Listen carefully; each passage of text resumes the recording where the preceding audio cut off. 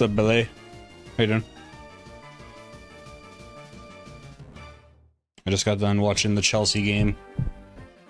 That was my European team growing up. It's just because everybody loved Manchester United when I was growing up, so I picked Chelsea out of spite when they were in that final against United. Got an hour left to work. Remind me what you do again?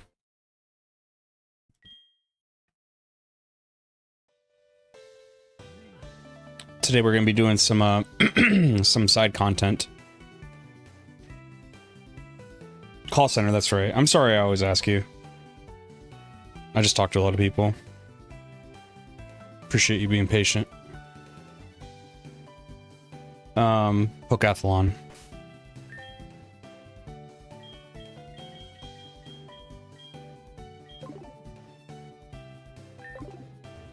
Yeah, you get talking to a lot of people, yeah. It's interesting. You're from Canada, right?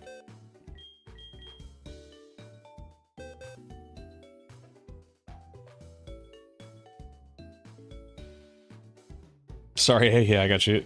It's just interesting because so much of what's not been made automated has been kind of, you know, sent off to India and Pakistan as far as call centers. Why do you think, like, what's the niche that your company's in where it makes sense financially to do it in Canada?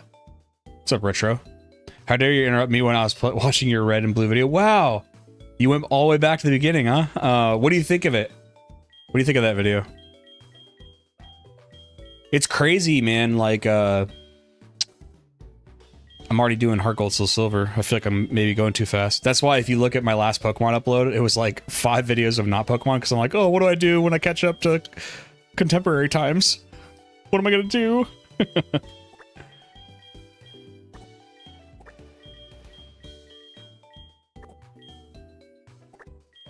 Lugia just is our flyer at this point.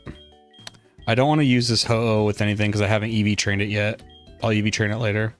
We're a local company in our province, and the company had a ton of negative complaints when they did send it overseas, right? Because it's like, it's not... The only people I blame in those situations are when the people who are making the decision to outsource. You can't blame an Indian or a Pakistani for taking that job, you know? Those are countries that, like, have a history with English, so, like, they learn it, yeah, but it's like, you know, it's not always great. It depends on where they grew up in those countries. So, you know, if for India, if it's like, you know, Delhi, their English is probably pretty good. But then there's like, there's a component that, like, you can kind of tell that they're reading a script too, which feels disrespectful. And again, I don't blame them. Like, they gotta take a job. But I blame the company.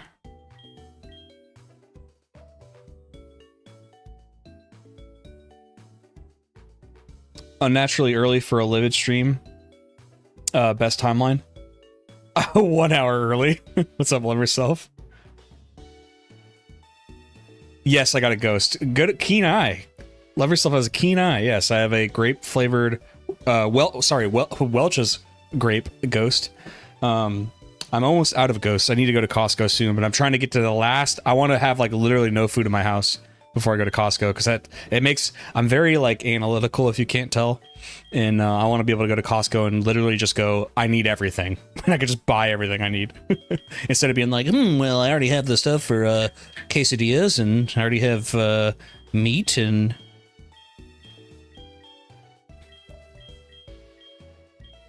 you know what's been a revelation is Uncrustables, man. That's all I have for breakfast. I just have one little Uncrustable. It's so good, but it's like filling. So I'm just deciding when I want to take the Pokathlon. I don't really know how the Pokathlon works. We'll have to find out. I'm sure a spiky-eared Pikachu can go, or Peachy rather. Take the shiny dogs or cats or whatever they're called. The beast, that's right.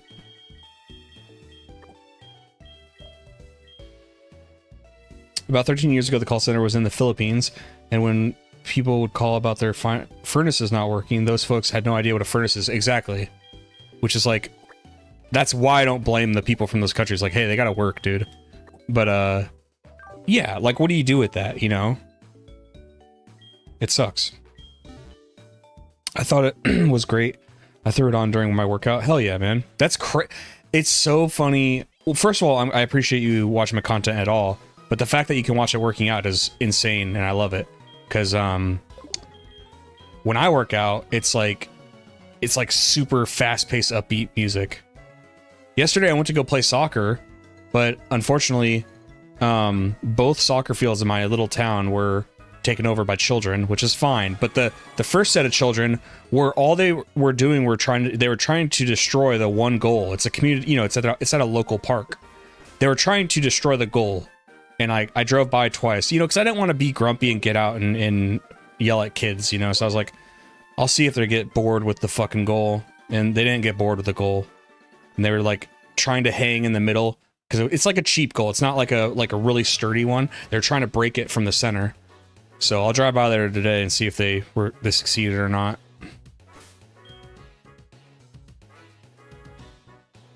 How is it? I'm typically a monster man. I used to be a monster man when it came to the white ones, when I used to do keto. But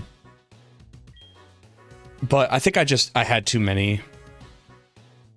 Hold on, let me be a smart content creator. You guys, I'm kind of like the Kubrick. Okay? If you guys don't get it, you know, take it from me, learn something from me. Okay, here we go.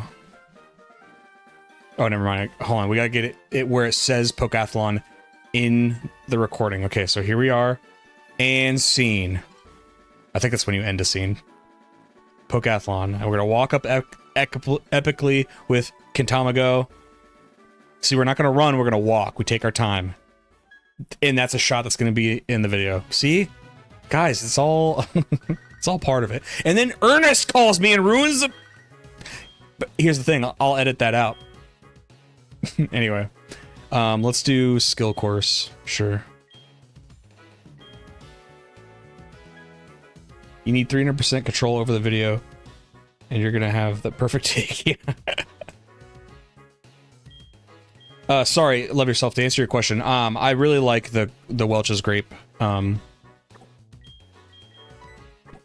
taste. It's good. Oh wait. So I guess let's go. I did the skill one, so let's get people with skill.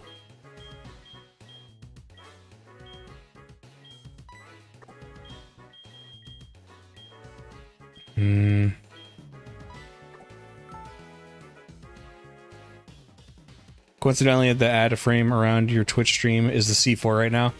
It's fun. Why don't I see any money from that ad? I get like nothing from Twitch. These points, let's go get them. Red and blue are so nostalgic. I think I've watched your red and blue one like 3 times. Fuck yeah, dude. My issue with music while I work out is I switch through songs like crazy and spend less time working out. I totally know what I know what you mean. So you can like put on my video and you don't have to change anything. Twitch hates streamers, yeah. It's so funny. I never watched anything on Twitch, and I wanted to watch this guy named Artosis, who's a StarCraft 1 streamer. I like him a lot. Super funny. Really knowledgeable about the game. He's not that great at the game, but he's a commentator, so he's like really popular in that scene for English viewers. And it was crazy. Like Twitch does the ad thing where they take like an L shape out of your video, and it was just like pounding me with ads. And there's like and then it's jarring because the L shape will go away sometimes and it comes back. And I'm like, oh my god, how does anybody watch this? And then here's the best part: I don't get enough viewers to justify. I don't think you guys should have to watch any ads on my stream. So I went to go try to turn it off, and there's like a minimum. Oh no, I have to use a stylus.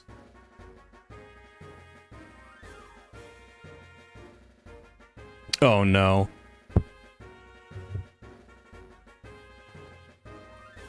I get ads constantly, but know nothing about Twitch. I think I'm staying on YouTube exclusively. As a viewer, I totally get watching on YouTube. This isn't a facetious question, not a rhetorical question. Why, if you're watching on Twitch, why do people like watching on Twitch over YouTube?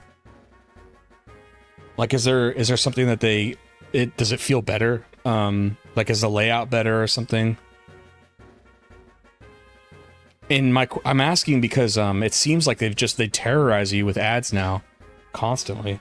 It's hard to watch. Even I feel like, I guess the antidote is subbing, right? But not everybody has money like that. They can't sub to every person they watch. YouTube Premium has been with me since my son needed Twinkle Twinkle Little Stars on repeat. Those 2 ads at the beginning were insane. Chat function is objectively worth it. Okay. Less people stream on YouTube as versus Twitch, and there are more viewer perks. Okay. Twitch is just awful now. Yeah. Okay, so unfortunately I have to like use the 3DS itself.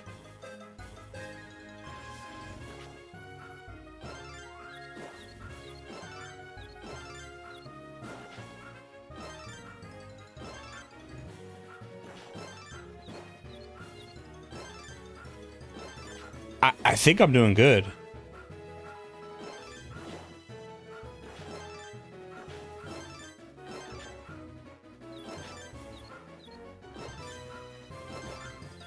Who knows? Maybe I'm losing.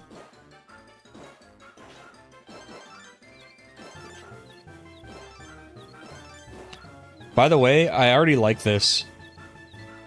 I don't think this should ever like take precedent over battling, but I like that your Pokemon... I like when there's extra uses for your Pokemon, so maybe they're not necessarily like the best battling Pokemon, but could they be good in the Pokeathlon?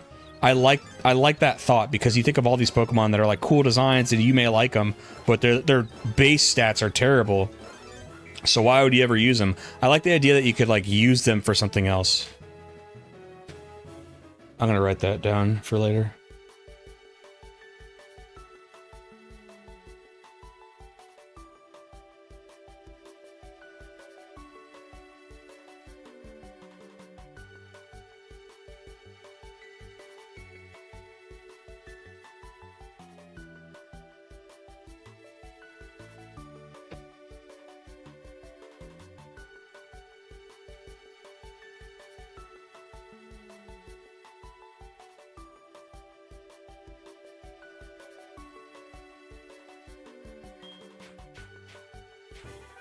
Dude, it wasn't even close.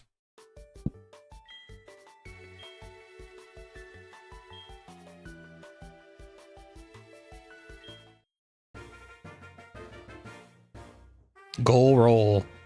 This kind of reminds me of Stadium with the games, too. The only people that stream on YouTube are VTubers and Livid. Yeah. Yeah, so it's funny because like I was talking to Love Yourself the other day about how like don't feel bad how many people watch you on YouTube versus like your sub count, because I've seen numerous times, I've seen channels that have like 500,000 subs. There's a Pokemon channel. He's a really, I mean, his videos are highly edited. He has probably a whole team because he's cranking them out like once a week or maybe twice a week or something. Very good content. Like 50 viewers on his stream on YouTube. It's crazy. I get it. Like, people don't necessarily go to YouTube to watch streams. My only thing with Twitch is, like, it's impossible. I think it's impossible for me to grow on Twitch. Like, I'm playing, like, little games, you know. I'm not doing challenges or anything like that. So, like, my best bet, I think, is, like, YouTube. And then, like, maybe slowly accruing on Twitch. But streaming isn't my priority right now. I do it for fun and hang out with you guys. But, right now, it's not a priority because it's, you know, it's just not.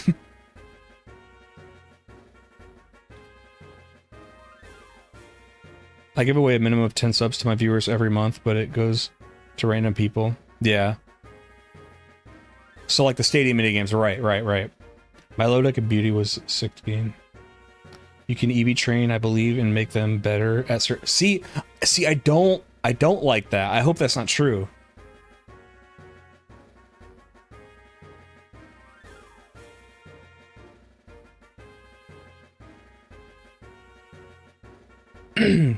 Well, some streamers get the views. I don't know. I think it all depends. I don't know what this game is. Oh, it's soccer? How do I...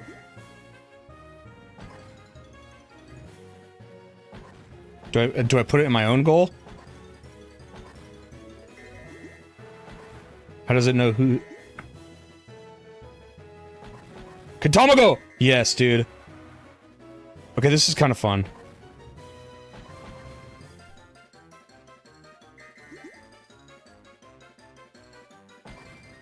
God damn it.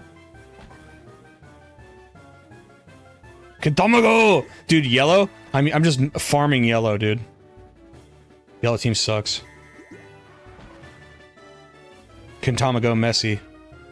Oh, look at this champion. Oh, you vultured.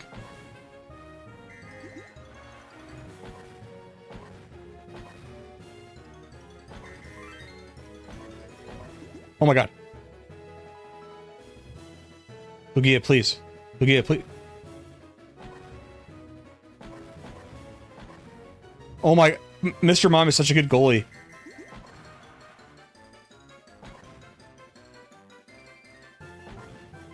No, Slowpoke! You fucker.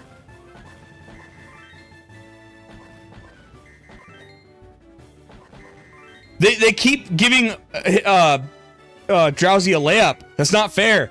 They kept putting it right in front of Drowsy on an open goal.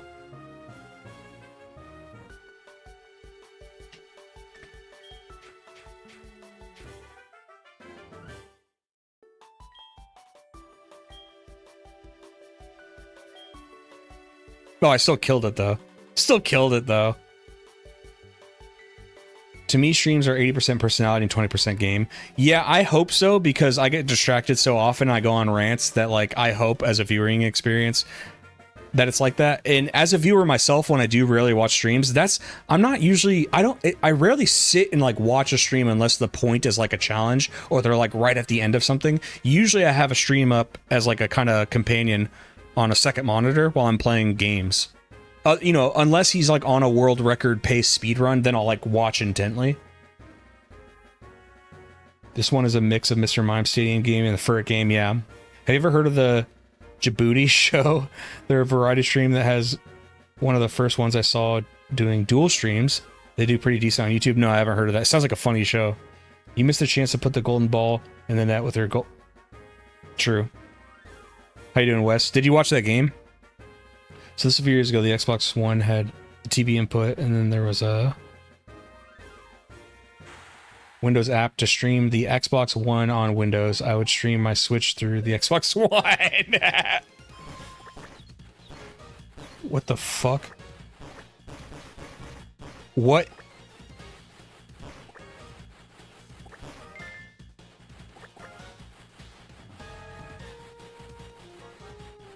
What is going on?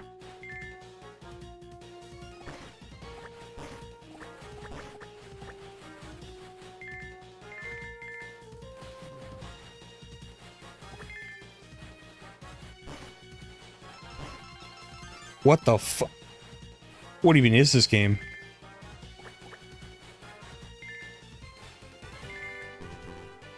Let's capture the flag. I used to love Capture the Flag as a kid, dude. There was this, at my school, there's a thing we'd do for our school. It's called 5th grade camp. We'd go to a neighboring town where they had this, like, huge camping complex for kids. And, like, you could build a fort, and, like, you played games and stuff. We played Capture the Flag. I took it so seriously. Dude, I was like the Viet Cong. I was, like, hiding in grass and, like, shh. I, like, painted my face. I keep winning. I mean, very closely, but I keep... Hell yeah. Before capture cards became cheap, yeah. I've been talking to Love Yourself about it, and was telling him how either... Like, I think this Elgato I bought, that I'm still using today, I bought it 5 years ago. It was like 60 bucks back then. Slowpoke breaking his ankles. You gotta return the flags to get points? Oh, so I somehow won without doing that. Oh, okay, so I got first, How does that work? Oh, there's an overall points thing. I understand.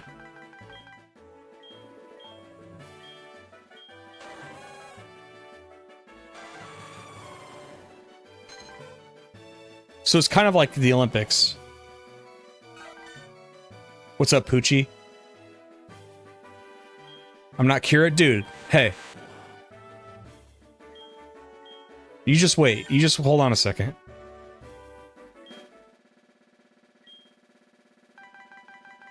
Watch this. Watch this.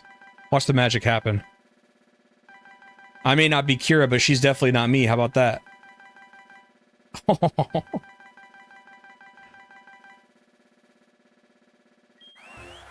Oh, Hogan won. God damn it.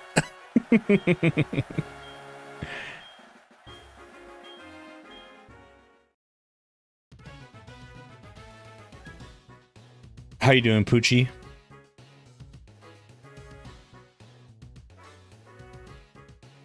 Do you know about certain quirks like Diglett being incapable of jumping on some of these mini games? No, but thank you for that info.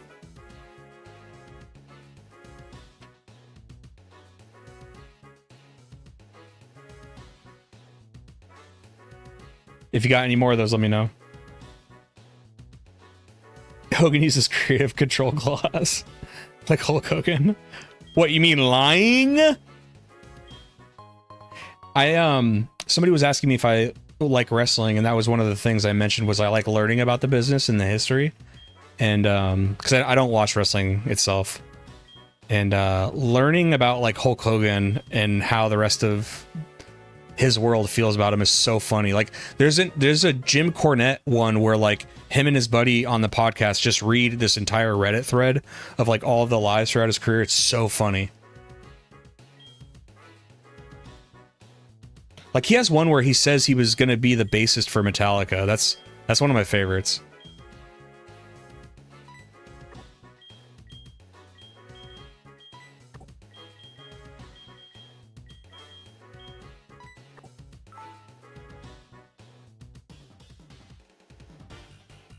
Wrestling Bios, I think I already am subbed to him.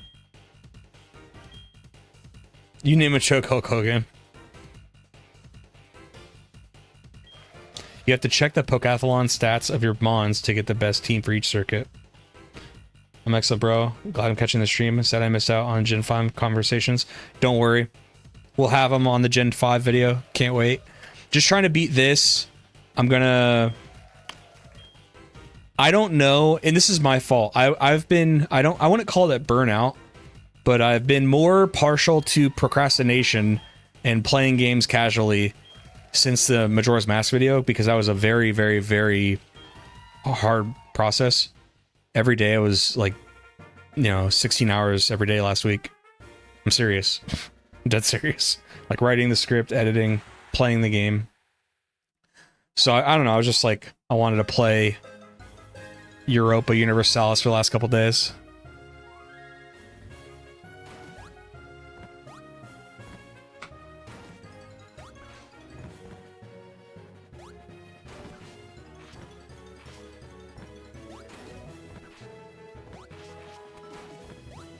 I'm killing it, guys.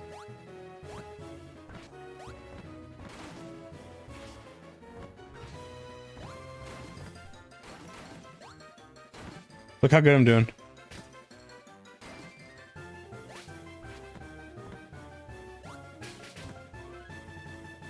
So anyway, I wanted to get this video out this week, and I figured it wouldn't be that much because I'm not 100%ing it. I don't have to beat it all over again. But I've been, kind of procrastinating a bit. Today I'm just gonna film some Pokathlon. I've got walking shots of the legendary trios. Level 50 Magikarp I want to get because somebody mentioned that somewhere. Safari Zone. Let's do the red fight and then maybe Battle Frontier.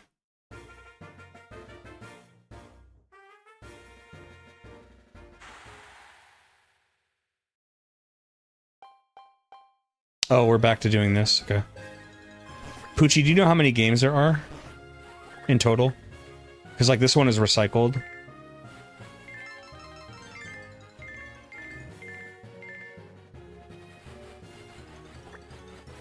So when can I come back to put the points back?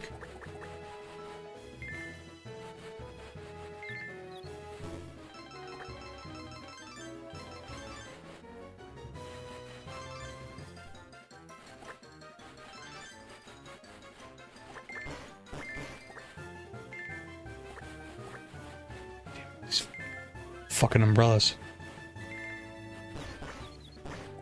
Hey! Leave me alone!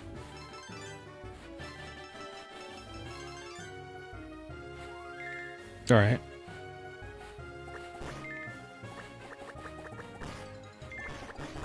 Oh my god.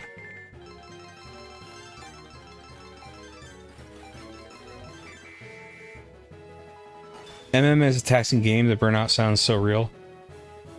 I mean, I think it's all worth it. I'm really happy with that video.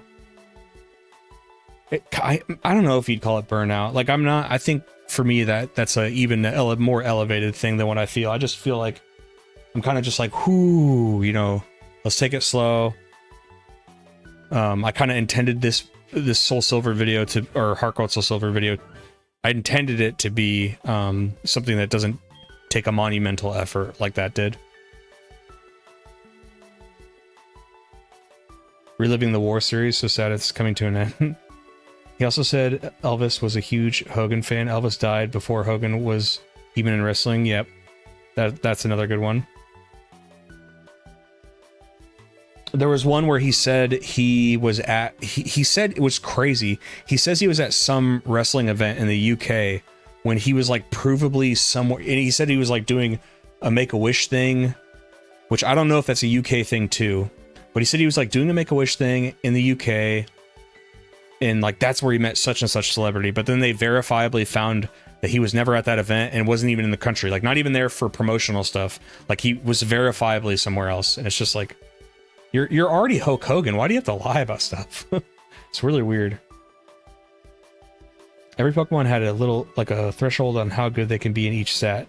There's a guy outside that gives you a shaker. You can turn apricorns into juice to boost and hinder the stats. Well, let's get that too.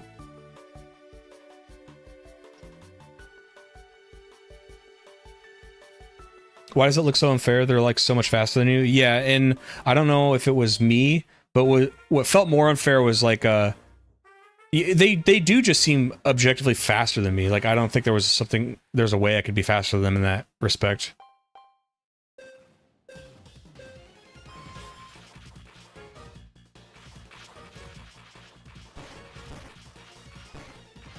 The fuck?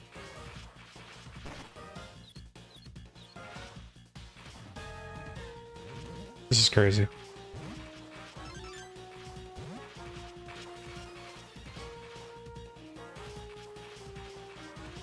Yeah, I don't know what the, I know this is random, but like the whole needing to lie about something to like make, I don't know where that comes from.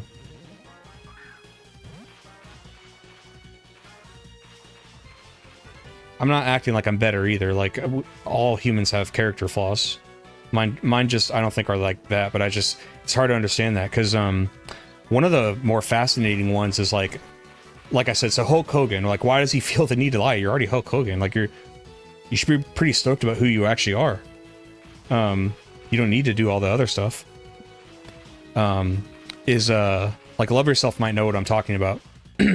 But there's veterans who they did serve in the military, but then they lie about what they did in the military.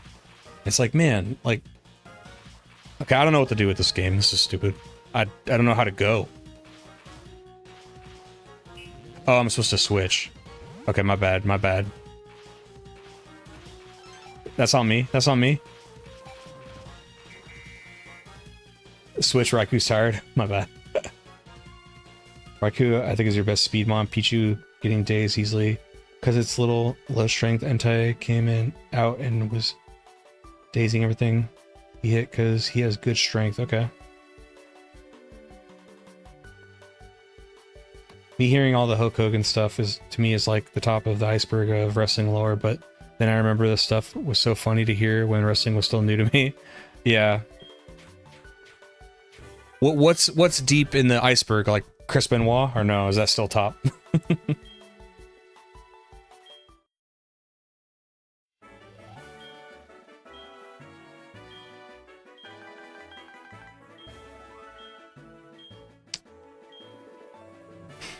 I have a positive opinion of the Pokathlon. I think it's really cool.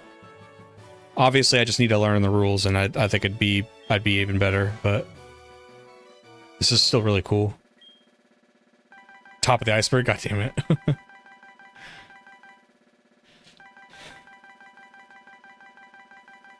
How do you feel about what's your feelings about Jim Cornette?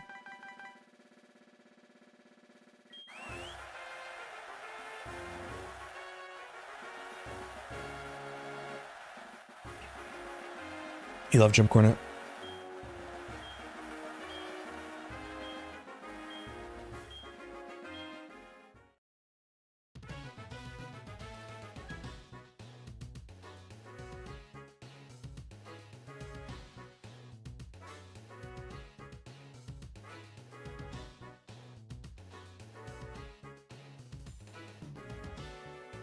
Corny's goated. I think part of the reason why Hulk Hogan lies despite being Hulk Hogan is because that's how he became Hulk Hogan. That is crazy. So 2 examples of that. I know what you mean is like the whole Hulk Hogan, like didn't he steal that entire persona? Well, not necessarily him, but like I think McMahon Sr. too. I don't know if he's called Senior, but the Vince McMahon's father, didn't he aid in like taking it from someone else and creating the Hulk Hogan character? The other example is, have you ever seen where Notorious or Biggie Smalls, like his whole persona and the songs and stuff like there was like some rapper down in New Orleans. It's crazy. Superstar Billy Graham, okay. Some of the stuff I'd say is deeper, is niche stuff like you'd only hear about if you're a nerd, smart. For us, okay. So I think I've done skill and speed. Let's do like power, and then we'll call it a day. We'll do the apricorn thing.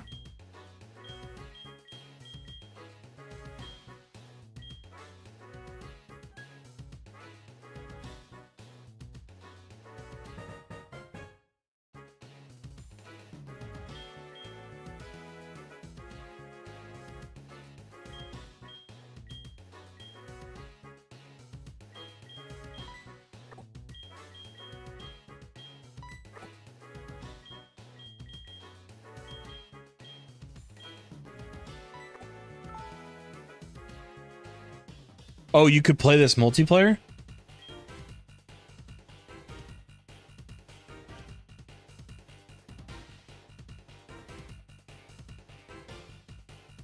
I'm having fun even with just me. I just would, you know, I'd need to like spend time learning all the rules and stuff, which I'll probably do off camera so I can like really focus.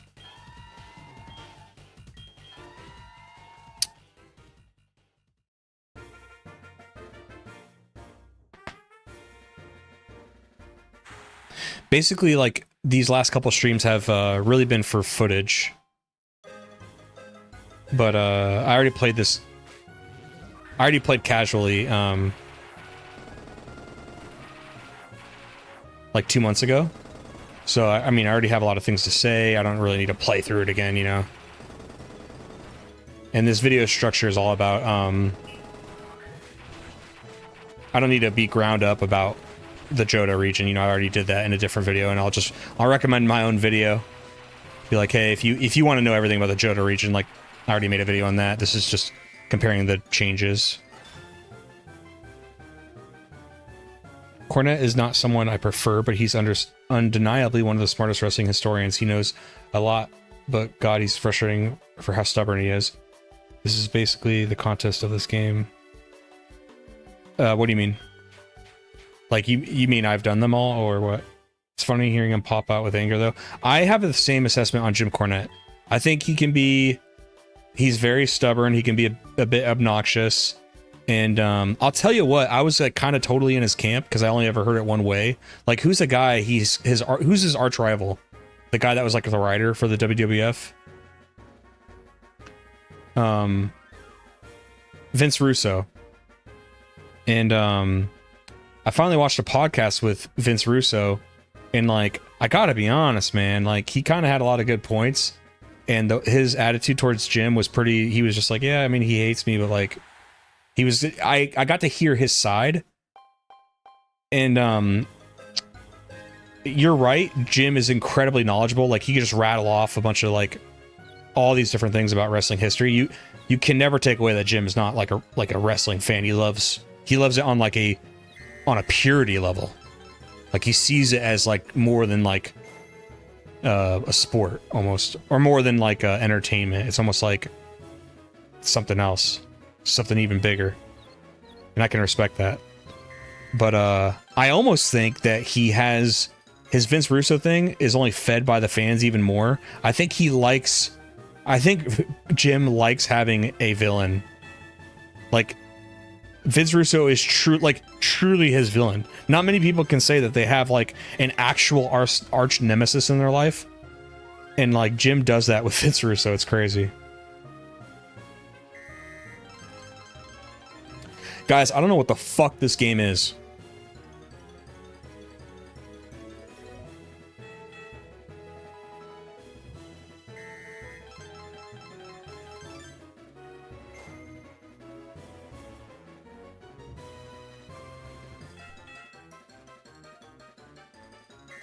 Oh, we're supposed to step on the things, okay.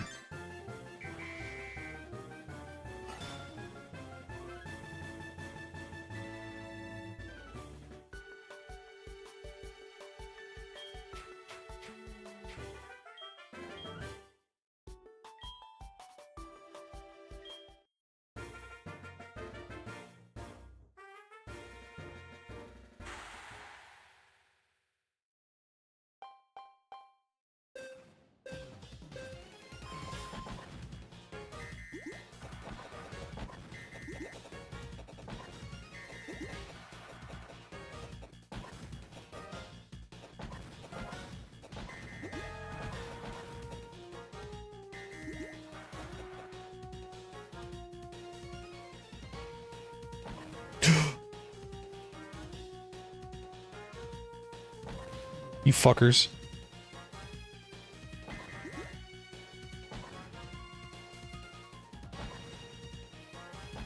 Oh my god, I gotta get Lugia in goal. Hold on. Lugia, block the goal.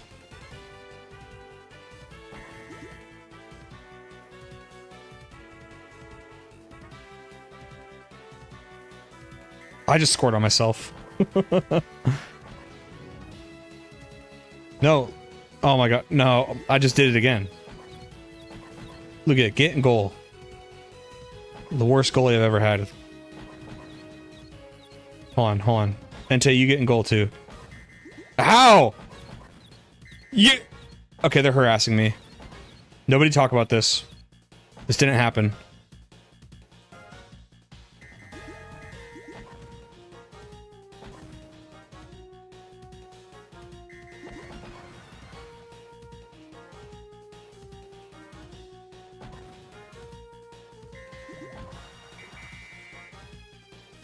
Pokeathlon has its own side stats, like contests.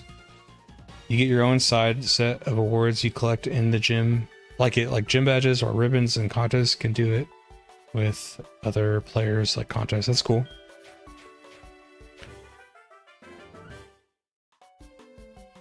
Yeah, at this point, Cornet, I believe, gets mad at the limitless number of people in the biz for the bit.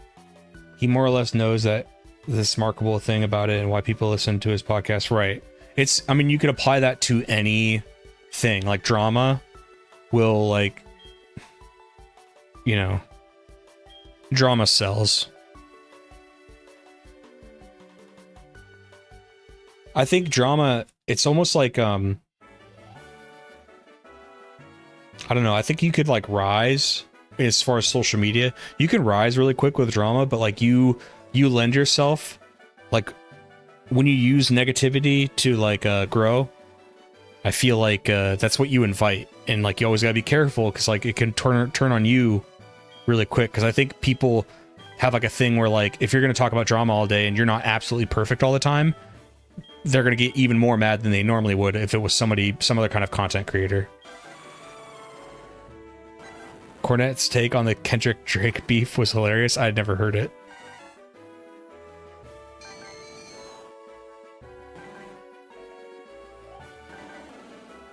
Do you guys have any takes on the Kendrick and Drake beef?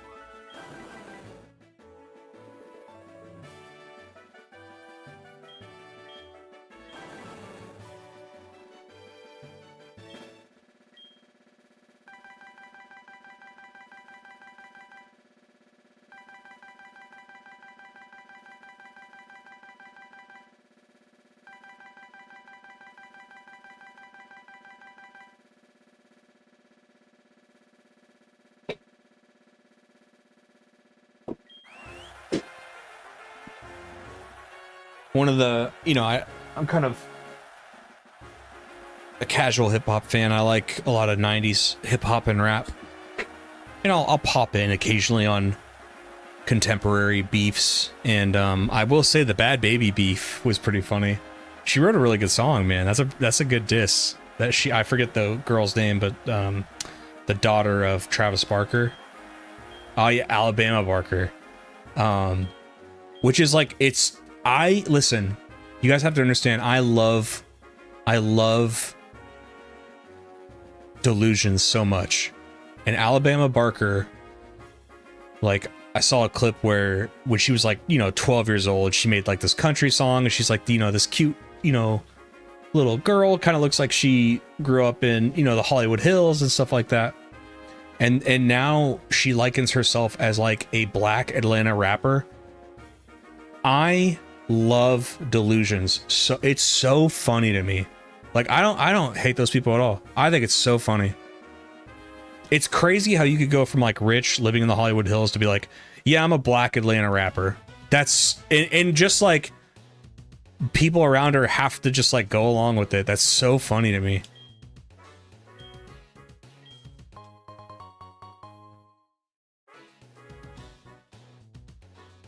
That blow up was brewing since 2012. Glad it finally happened.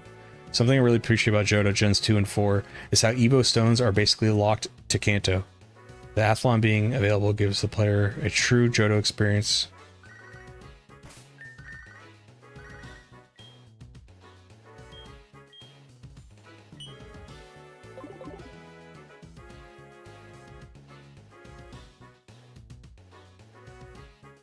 Okay, so let's do the apricorn thing.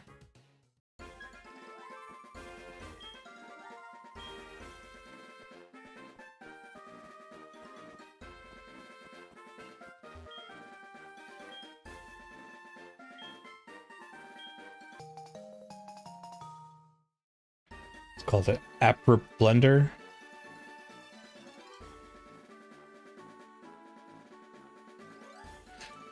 So this is great because this fixes kind of another issue, right? So the apricorns were usually used for the Pokeballs, but like, what if you don't really need them or you don't really want to use them for Pokeballs? There's still these trees around everywhere.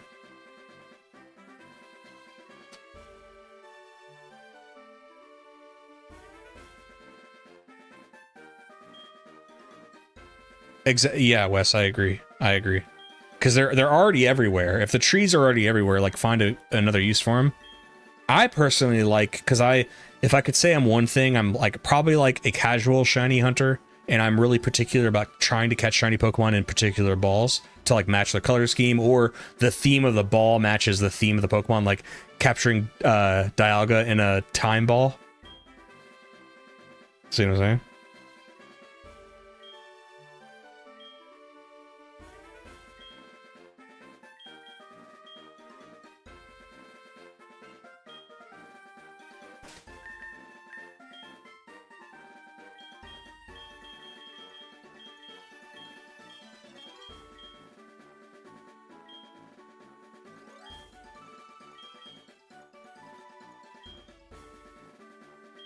Wait, how do I use it? Okay, I lied. I did have questions.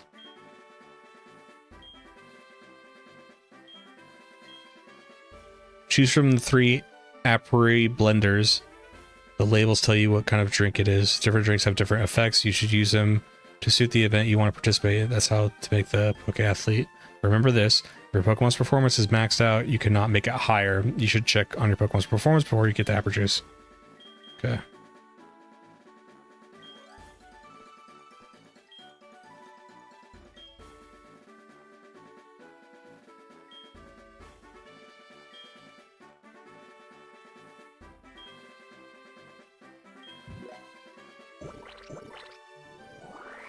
So that's using the juice, but how do you like make it? Open your apricot box. Got you. Thank you. Whoa, it took away speed and gave power. Okay. So is that normal for the drink? That's kind of what the idea is.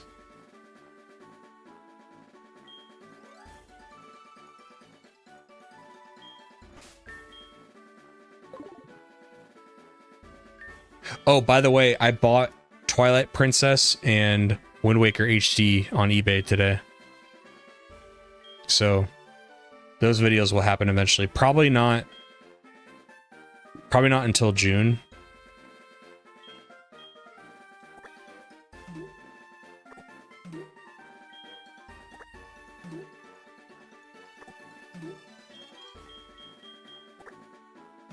We're just making a brew here.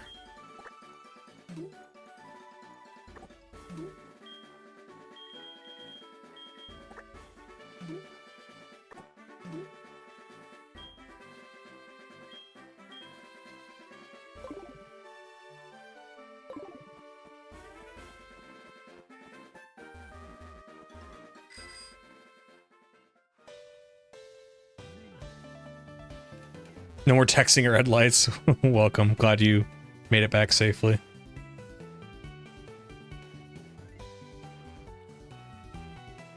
Wes, I didn't realize how bad it was actually going for United until I saw the table today. Aren't you guys like 15th? That's insane, dude. Like the head's got to roll, right?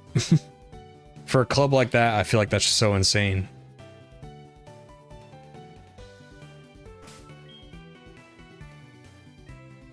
I agree, Poochie. We were just talking about how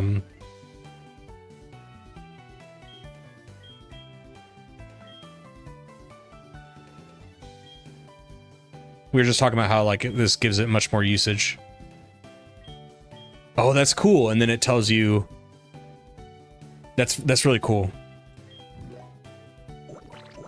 How long will these last?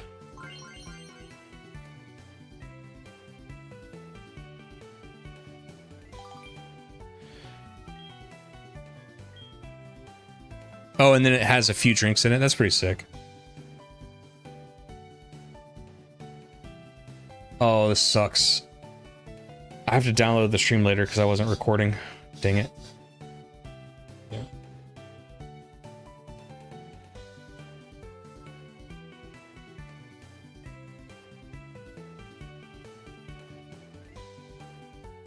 They stay on the Mon, that's cool.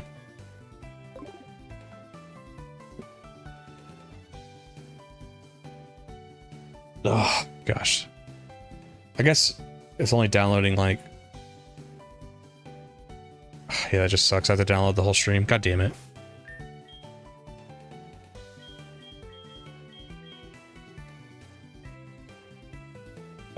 Let's go get this level 50 Magikarp. If somebody knows what I'm talking about, can they remind me exactly where it is? We'll buy a bunch of Max Repels too.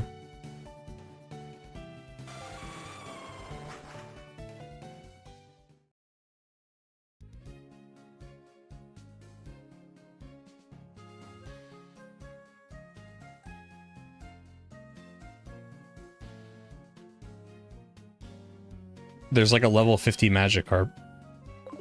So I've heard.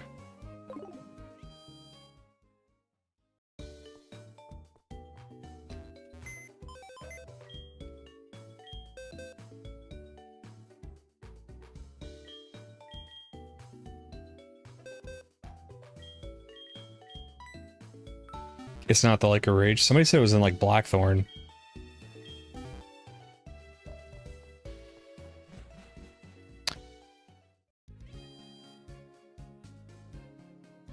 Told you that we're down bad. Sack the manager in October, and the new one plays a back five. All our wingers are useless in the system. Can score as a result. Sorry, man. Don't mean to rub it in.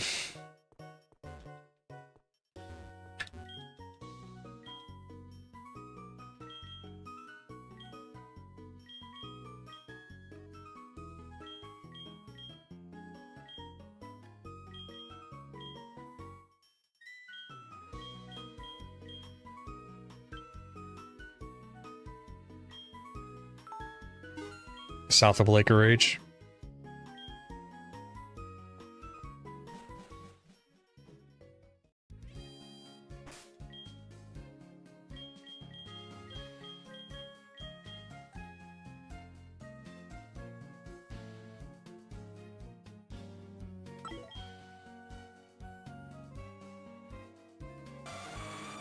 In the pond, in a pond in the south left should be a fisherman in the top right corner.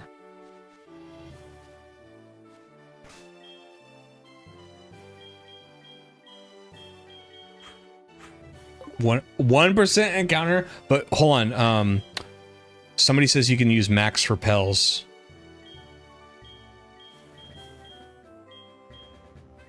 To like, that's why I put the Pichu, because I think everything else will be like sub level 30. I'm not positive on that though. Like if I put, do I have something like 40? No.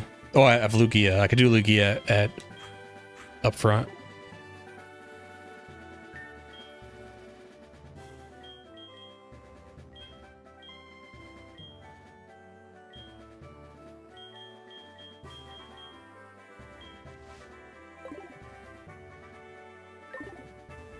Wait, I have to, hold on, I have to fish it? It's not surf? Is it this guy?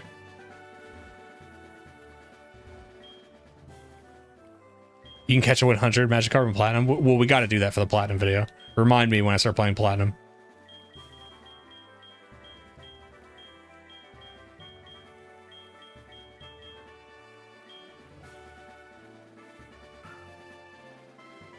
Oh, south of him. So are you, and it's fishing, not surfing?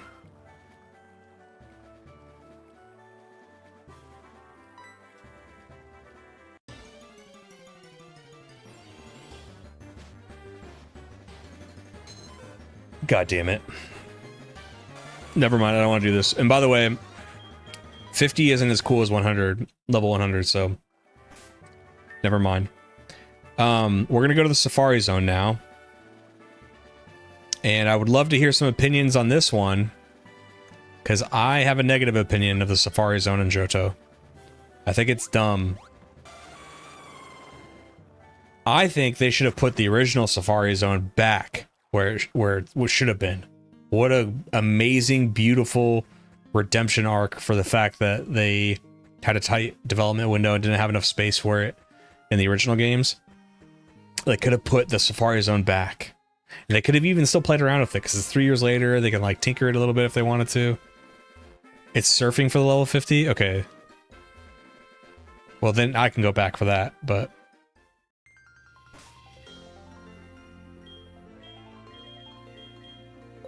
Never mind. We're already here.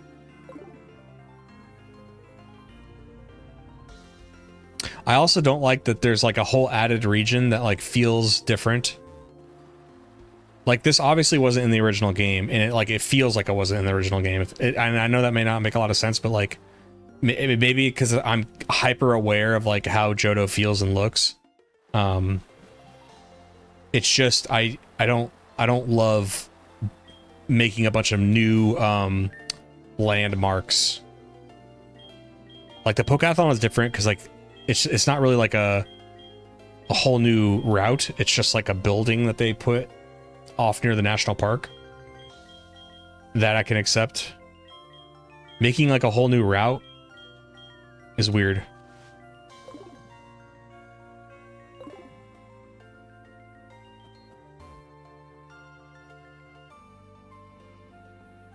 Yeah, and then you have to do the placement of the objects to Yeah, I don't know. I don't like the customization of it. Like, I don't want that. I want to be able to, like, walk in and just, like, go to different places and catch stuff in their, like, little habitats, just like a zoo. You know, a zoo would have, like, it's got the monkeys, and it's got where the big cats are, and it's got a place where the fish are. Like, I like that.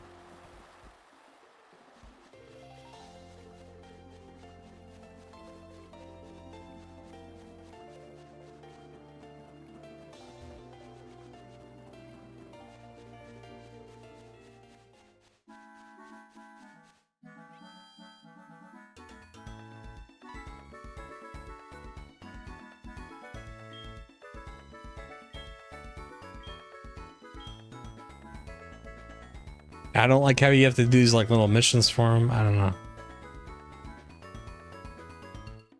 Lets you customize Safari Zone areas. I call it the area customizer. You want to know how it works, don't you? It's a secret. Well, you shouldn't have trouble operating it. Just talk to the staff next to me.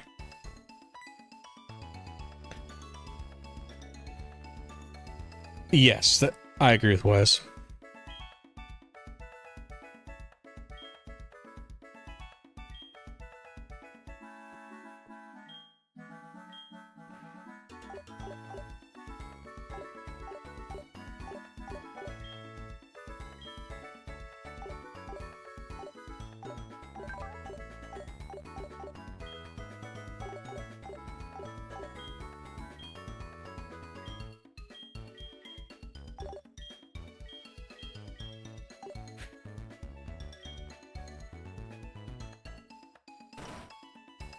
Only reason I like this is I can get a Larvitar in the Johto playthrough. Is that true though? Because like I thought a lot of this is locked. I'd have to replay it, but I thought a lot of the features from this Safari Zone are kind of like you have to wait till the post game, right?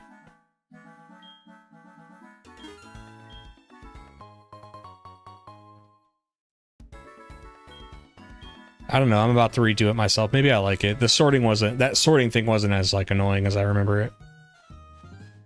The item placing thing is still stupid though. I don't like that. I do like that there's no step counter.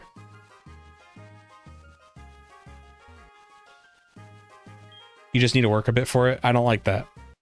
I don't like that I need to work for it. I think you should just be able to come in and encounter Pokemon.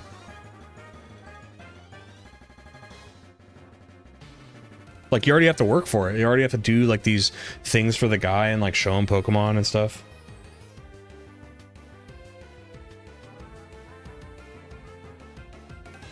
Imagine if you went to the zoo and they were like, here's the shovel, go clean up the elephant poop. Oh, did you want to see monkeys? You have to build the cage for us.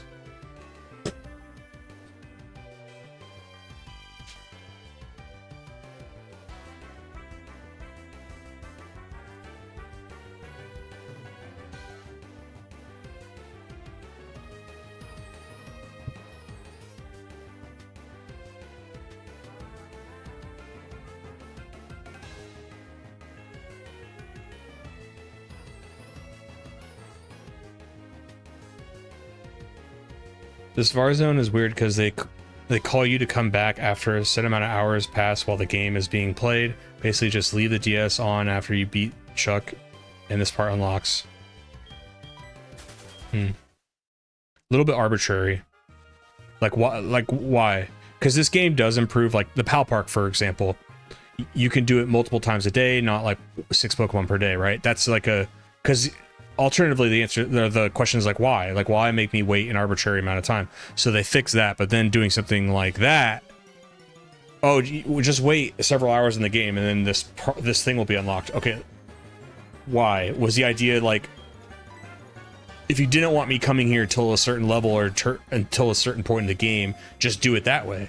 Like, have him not call you until after you beat the 6th gym or the 7th gym. I don't know.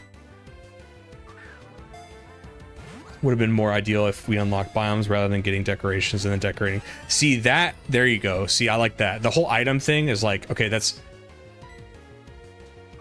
And we're still in an era where like things are a little bit vague. Like I'm sure they explain it a little bit where like, hey, like if you place down these items, it'll track certain Pokemon. It's still, yeah, but it's like we don't get to see the rates and understand the rates at which an encounter will be made and like why that's good, why that's bad, why placing 30 items in one biome versus, you know, 3.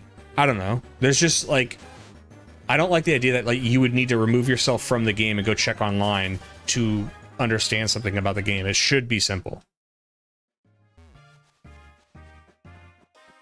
for a Pokemon game.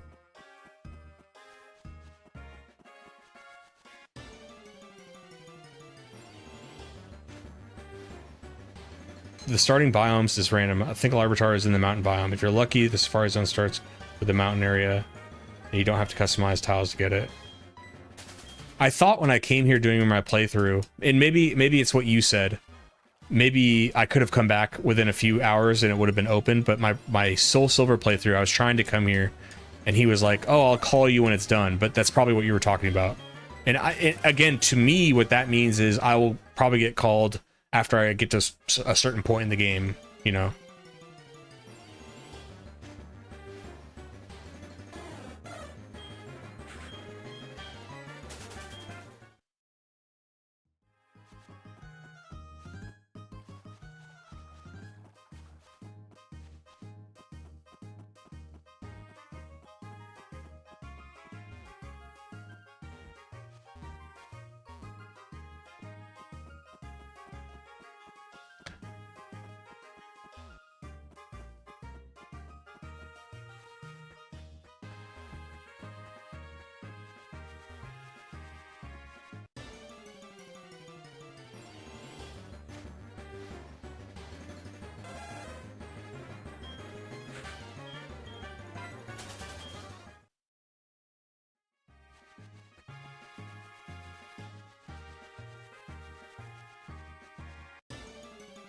Oh, I see. So then you slowly realized it was like probably a time thing versus a gameplay thing.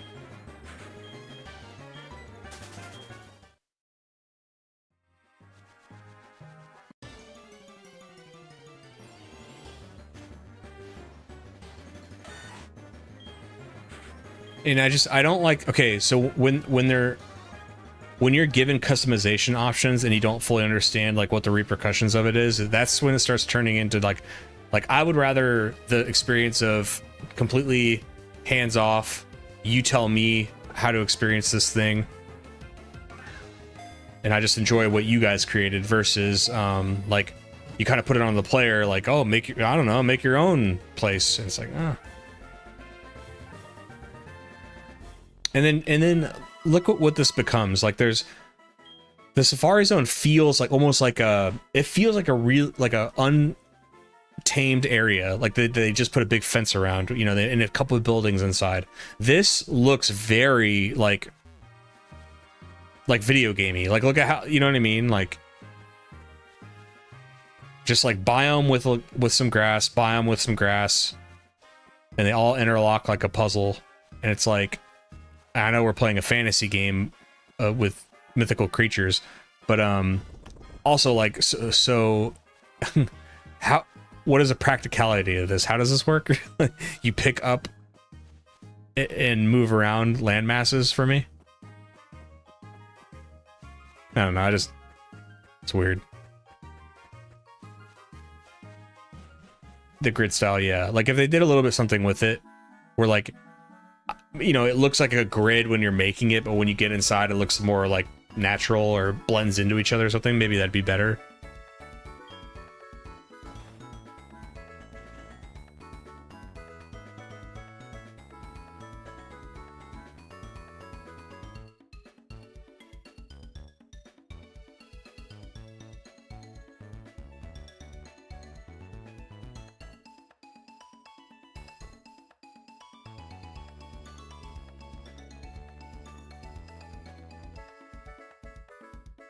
Okay, so I was recording the Pokathlon, but I guess I didn't get like all the footage I wanted, so I kind of want to go back and I just want to get shots of the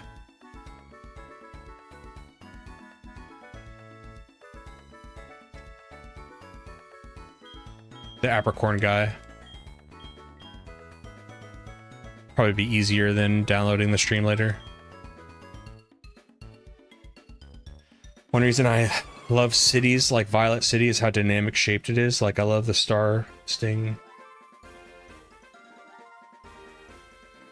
I love the starting town in this game and hate how Kanto, Hoenn, and Sinnoh are all shaped essentially the same.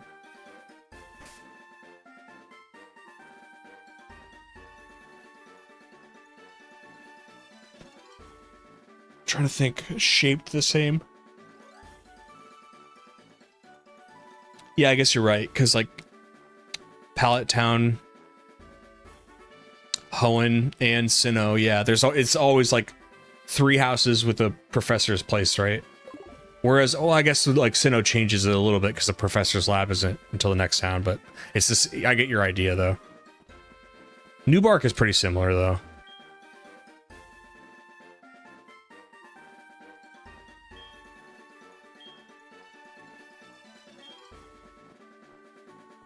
Let me record.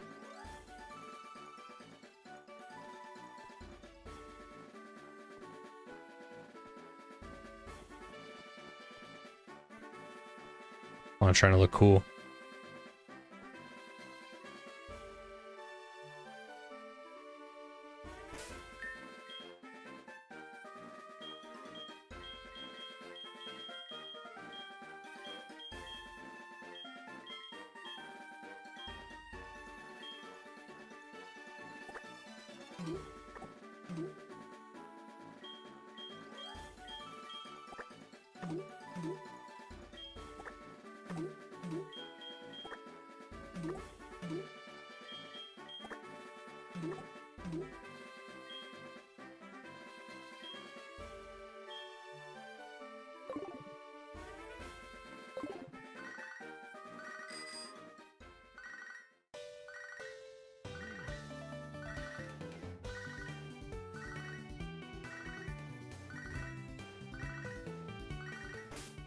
Oh shit.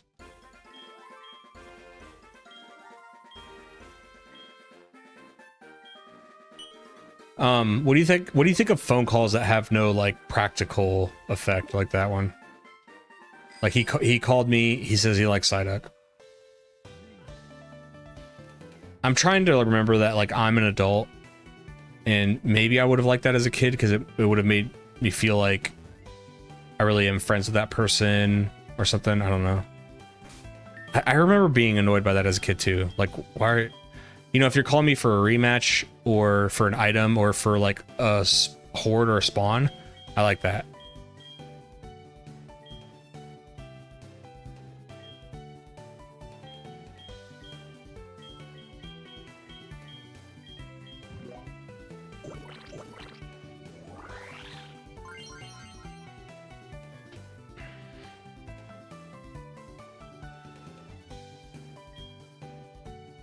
Okay. So there's Apricorn footage.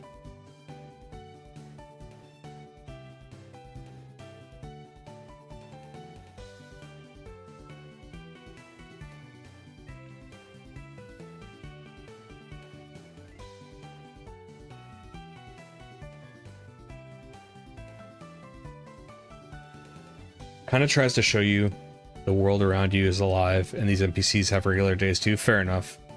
That's what I was trying. That's why I was asking, because like I think that's a fair yeah, that the world is actually alive.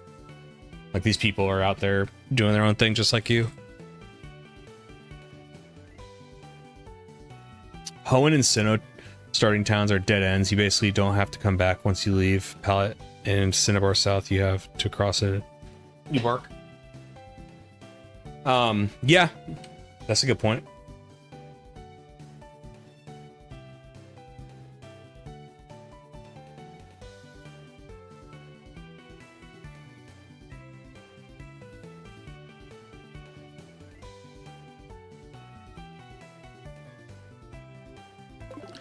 What's next on my list? So we can do the red fight and a battle frontier.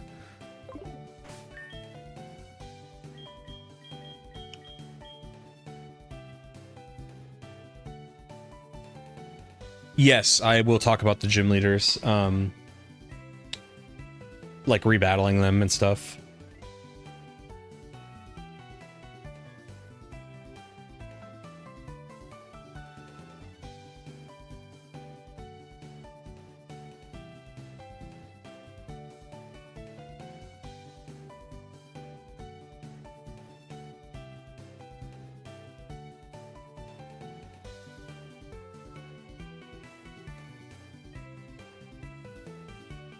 Did I do all the silver stuff?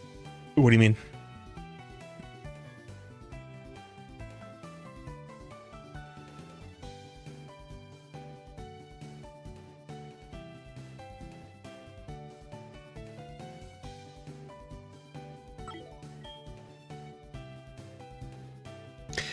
This Battle Frontier, is it very similar to like the one in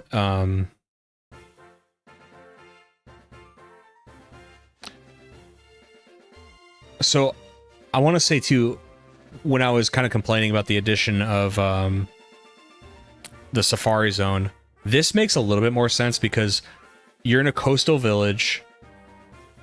Forget the name of it. Cherry? No.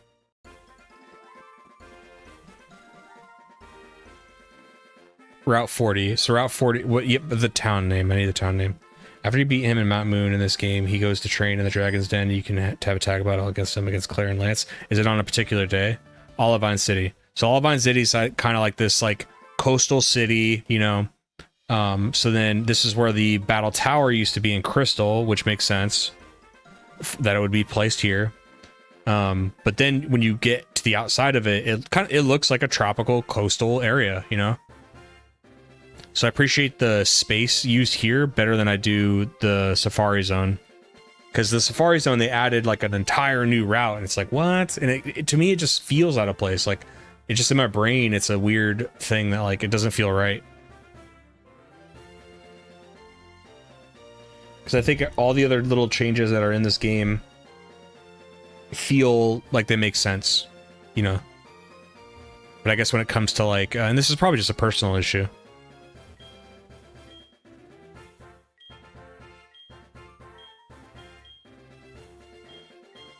All right, let's just go out and come back to get the shot.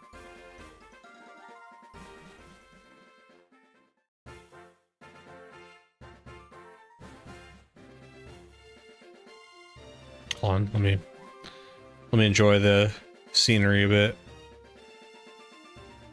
With Kitamago, of course.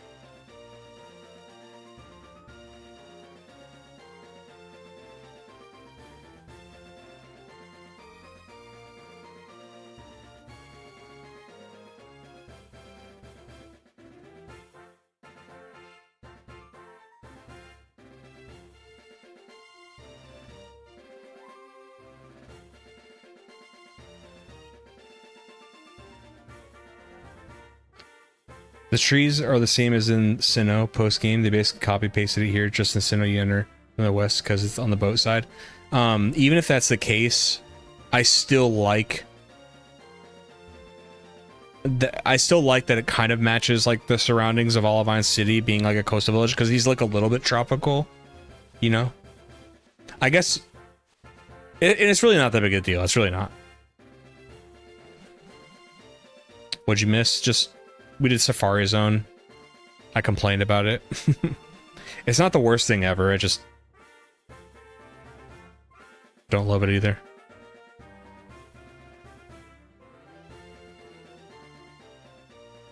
Whoa.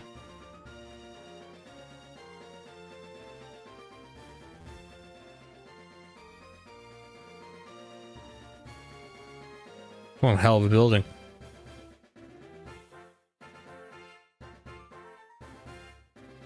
So, hold on. This is in Platinum 2, where it says Battle Tower like this? Because this is like paying homage to the Crystal, right? Having the Battle Tower here like this, because this is where it was in Crystal.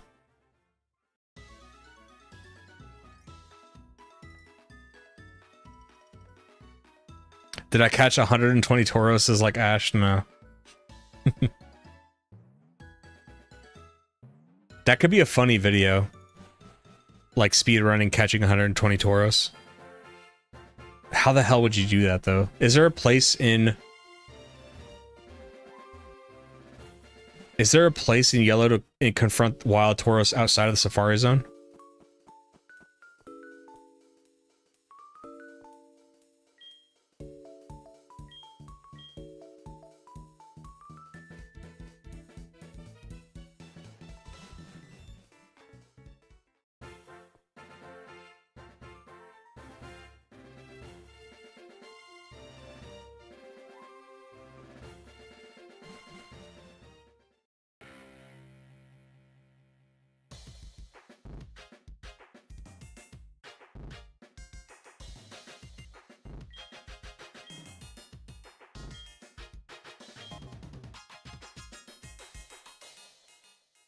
I love battle factories like this. In fact, let's do a little bit. Now I want to do single battle. I got my kick of double battles from Gen 3.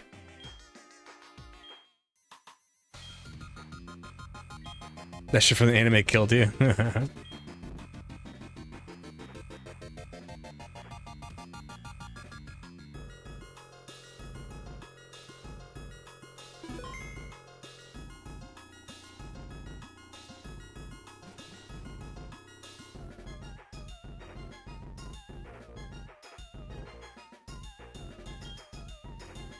Riolu, Snubble, and Munchlax.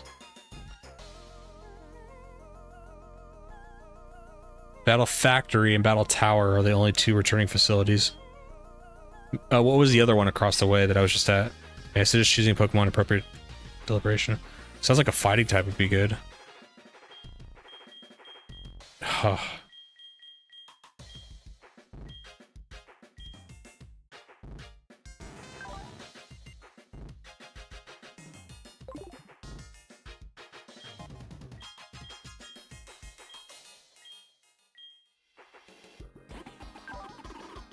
Oh my god.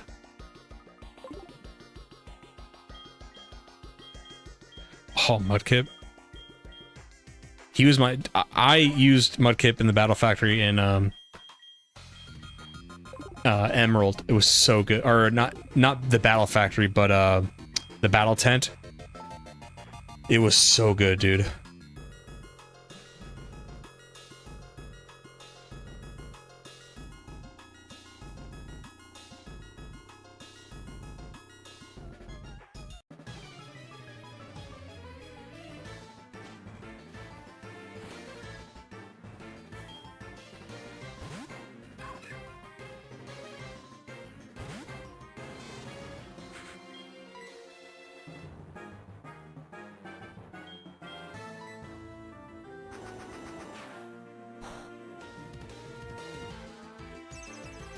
The Battle Hall.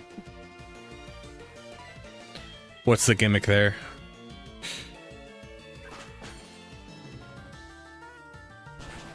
Yeah, I didn't know you had Brick Break. Well, that wasn't good. Good thing this is all just for footage.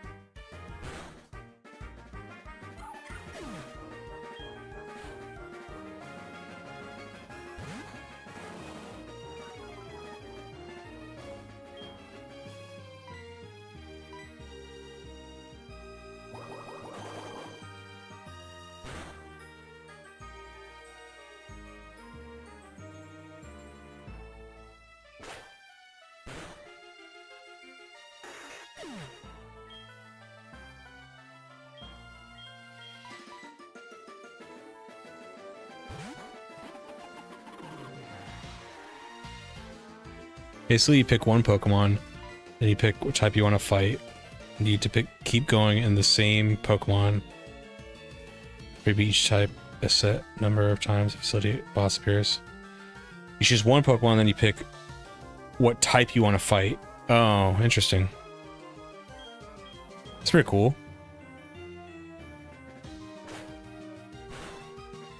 Maybe I could go try that now that I got my ass handed to me over here.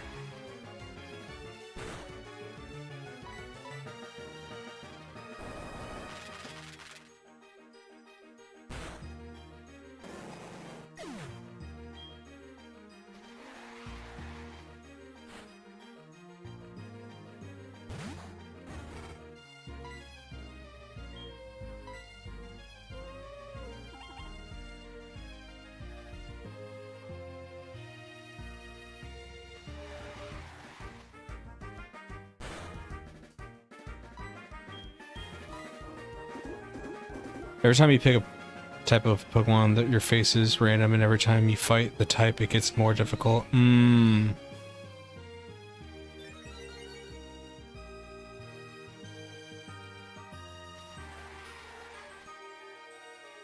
So it's like finding what is the most balanced, well-rounded Pokemon you can possibly get is basically the challenge.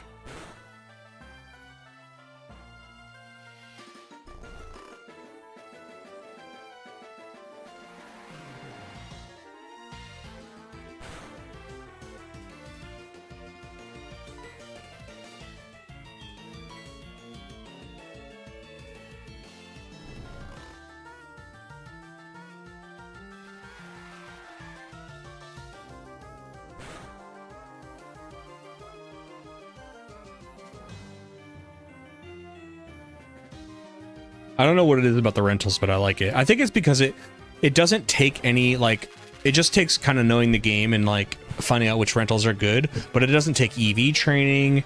You don't have to really, like, compose your own team. I don't know, I kind of like that.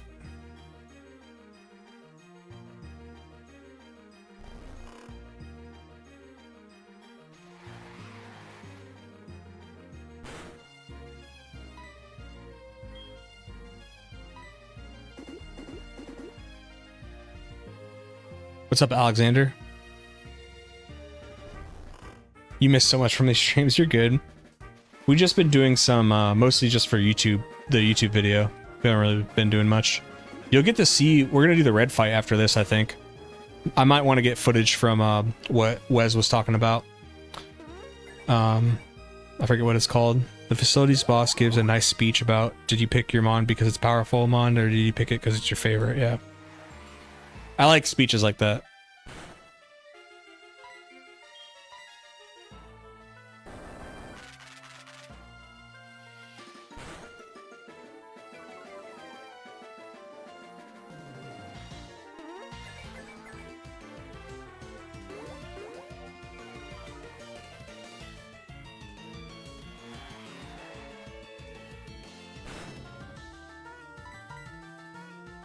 Oh, come on. Oh, you metronomed in the Leaf Blade?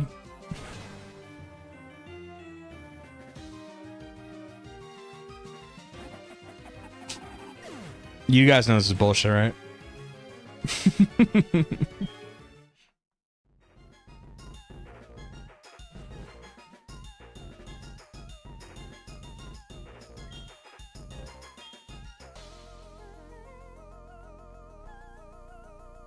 Facility boss giving the Majora's Mask kit questions right there. Yeah, making you think too much. Hey, don't make me think like that about things.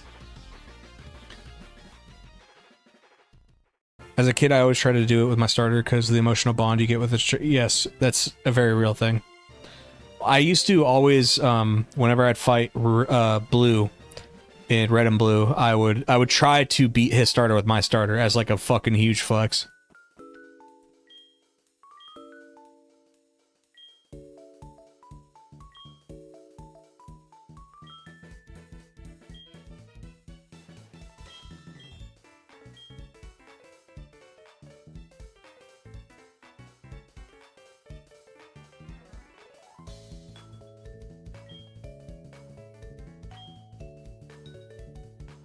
How do you guys, I like using Katamago everywhere. I just hope people don't get confused because maybe they never watched the Fire Red Leaf Green video. They're like, where did this shiny executor come from?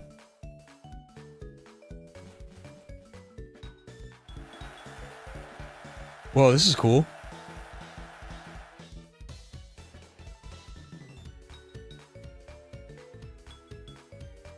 I chose him so I could beat you. He is my favorite because he is strong and I won. Is it really this hard to comprehend? Okay, so I'm choosing a type. Let's just go with water.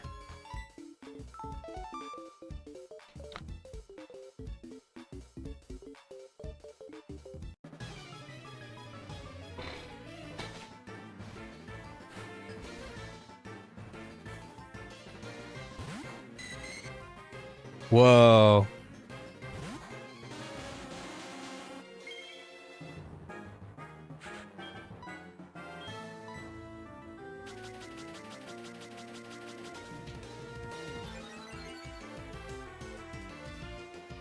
Wait, are they under-leveled like that to make this balanced? Octazooka!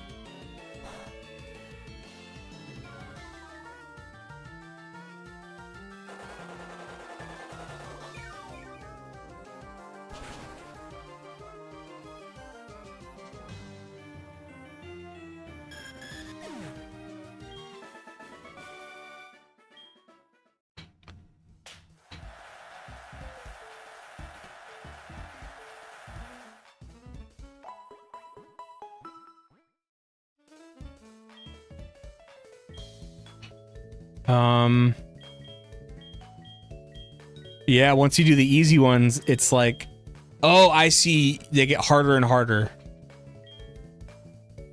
Yeah, Wes, yeah, okay, I see.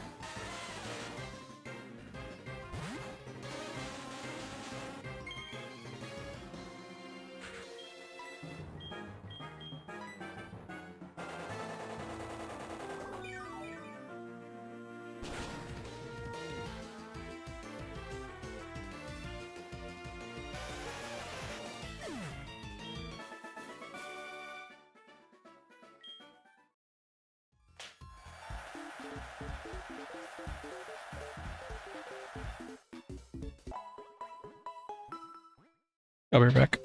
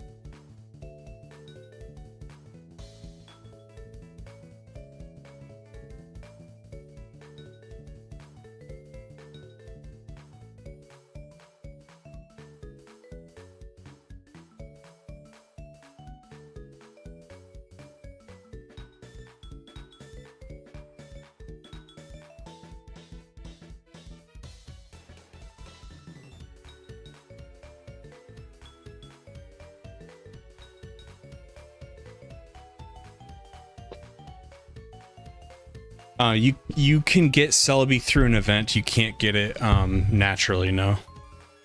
We did the event for it yesterday. If you wanted to see that, it's on stream from yesterday. We did all the events. So we did, we got the Celebi event. We did the spiky-eared Pichu event. The Celebi event is tied to learning more about Silver as the son of Giovanni. It's pretty cool. And then we did the Arceus event, which is like shows you the dawn of time, space, and antimatter. It's pretty wild.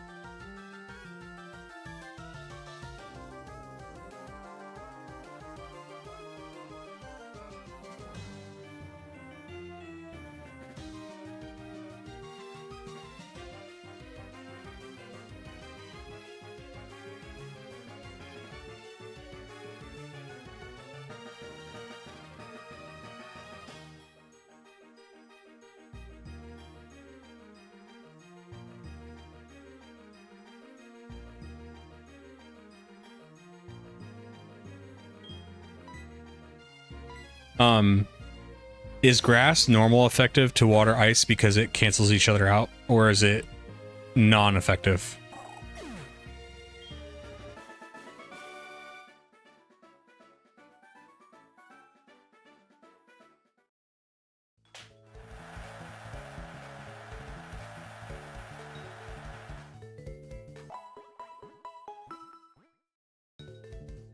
I will go back and watch to see that. Also, did you get the legendary dogs? I did. Well,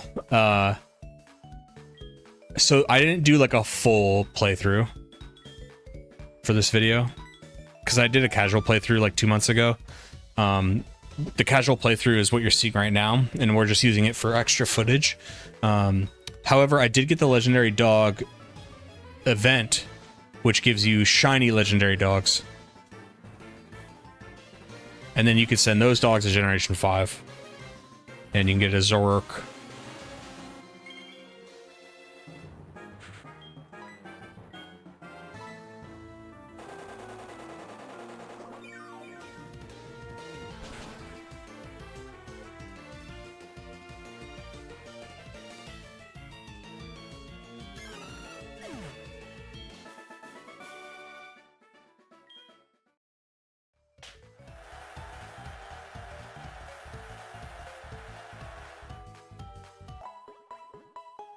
Ice doesn't resist grass. Okay.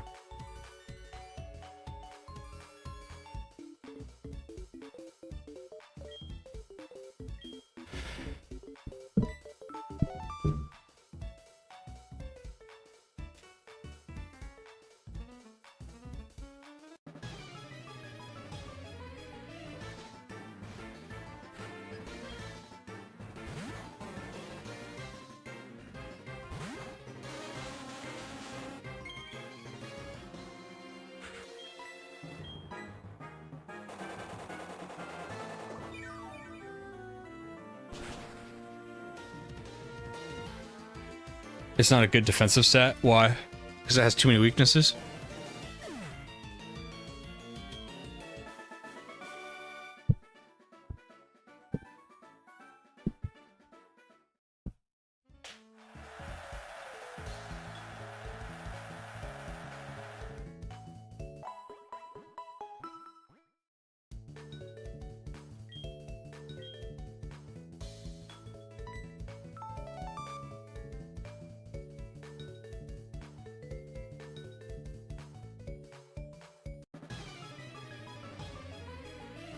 Ice only resists ice. Oh, I see what you're saying.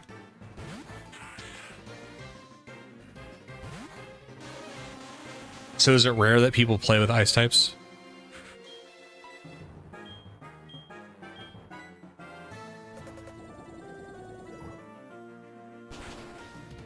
Dude, could Tamago, like, who can even touch this guy?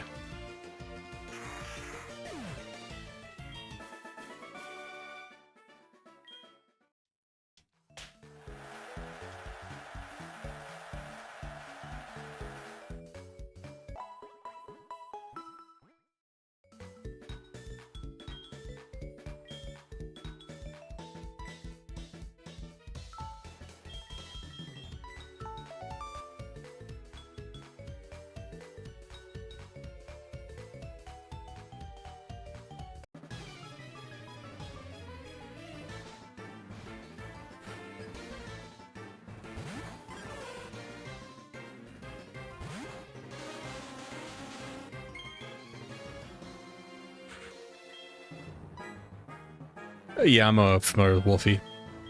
I like his stuff.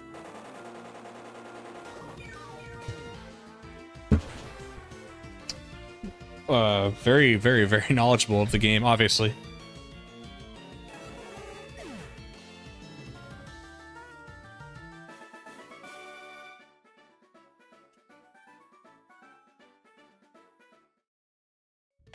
Like on a competitive level. I'm gonna have a bad time with bug type, but you said it stops after 10, right?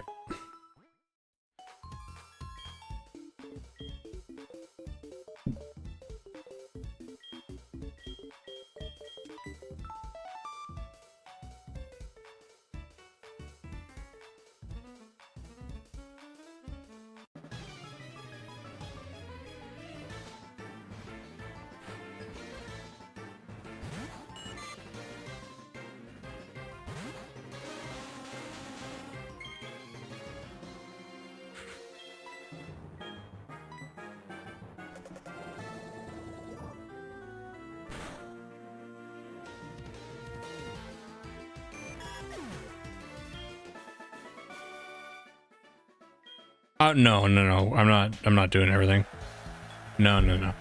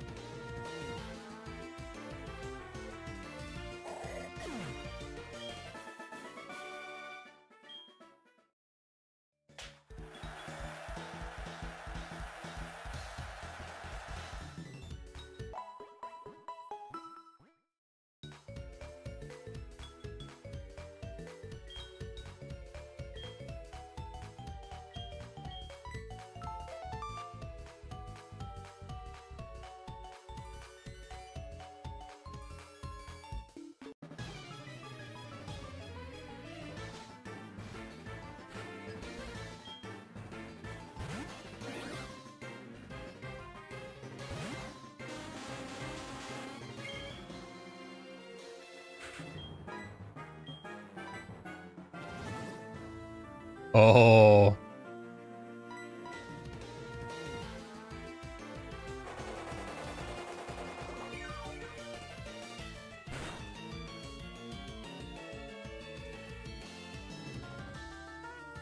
Yeah. Why do you say that, Wes? I never used to do extra features back in the day, so like on Omega Ruby Alpha Sapphire, isn't it true they didn't bring back the battle frontier? Which is like, you know, you can say, well, that wasn't in Ruby and Sapphire. It's like, yeah, Heart Gold, Soul Silver still incorporated the battle tower and the story from Crystal into their games too.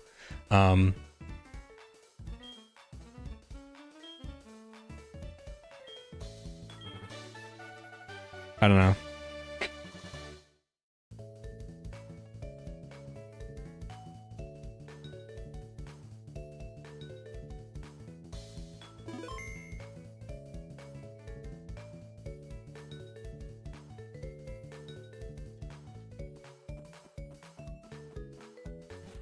All right, let's go beat red.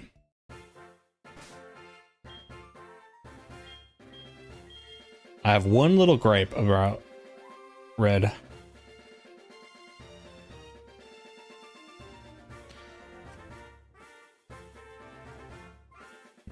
I just don't like the ice falling during the battle. I like the setting, but I just don't like that.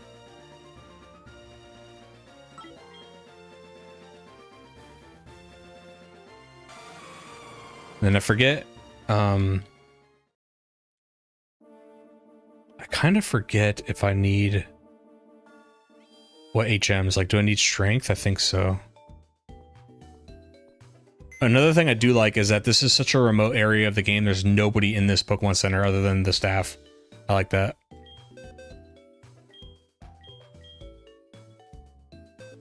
Battle Frontier plus Pokemon Home. You could have fun time, especially now that I'm not a kid and running in with my team. I used to beat the game. Yeah, that's always a flaw to me, is like the whole thing with EVs and stuff. It's just I don't know what the antidote would be, but I wish you could like use your Pokemon from the game and like I know you can, but like you can't go deep into those variants without eventually losing, because like they have their things EV trained and stuff. I need to EV train the Mount Battle Ho-Oh. Oh, I love this thing. It's just such, oh my god. I'm blushing. It's so beautiful.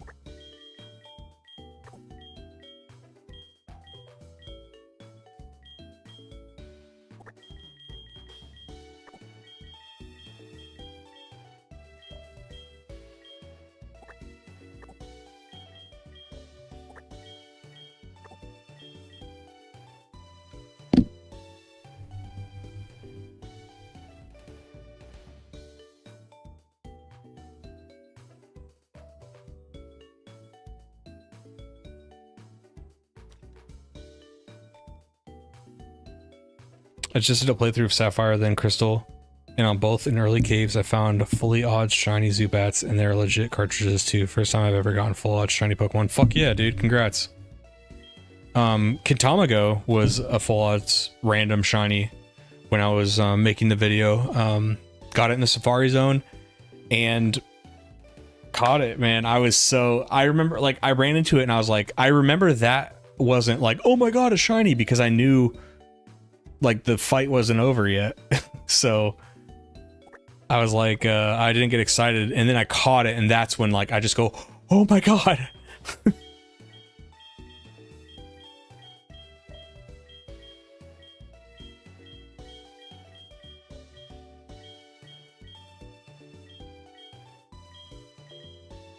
Pretty sure I can beat red with this team.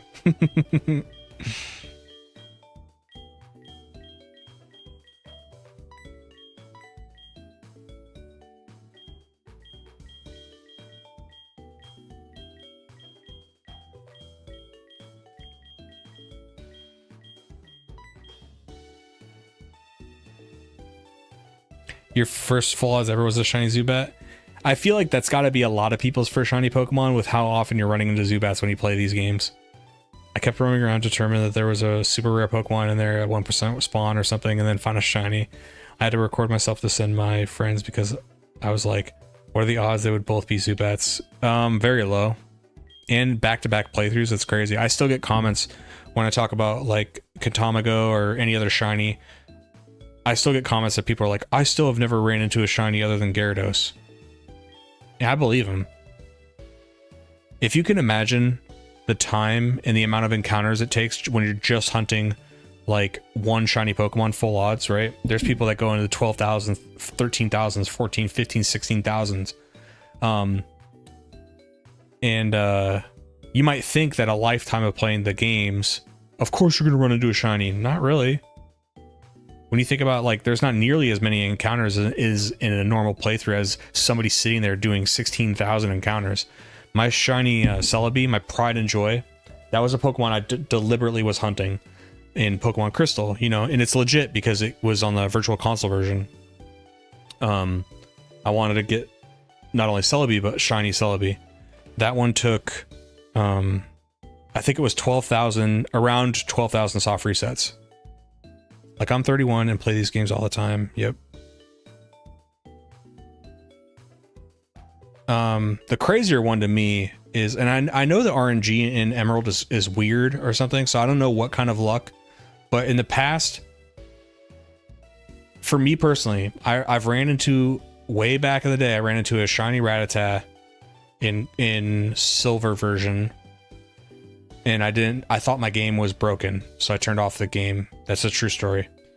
Like, I thought my game was like spazzing out. After that, I ran into a shiny Shellos, and that's when I truly learned what shiny Pokemon were. And if you're like, whoa, it took you till Generation 4 to realize that? Yep, it did, because I thought Gyarados was like a one-off like thing. I thought that was just a story thing. I didn't think that was like introducing shiny Pokemon. It took me until like 2007 or 8 playing with my buddy to realize like, oh, this is like a thing. I could be talking nonsense, but I swear there was specific days when it doesn't snow on Mount Silver. Could you look that up if you don't mind? I don't want to say that in the video that it's always snowing up there if it's not. I think that's true though. I think it's just always like that. Because I remember I used to grind red for experience, which I don't know if that was the efficient way. It's probably just battling the Elite Four again. I'm hoping all I need is like strength to get to him.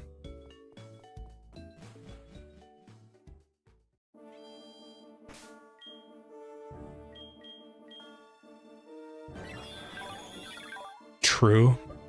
I think it's like True TV.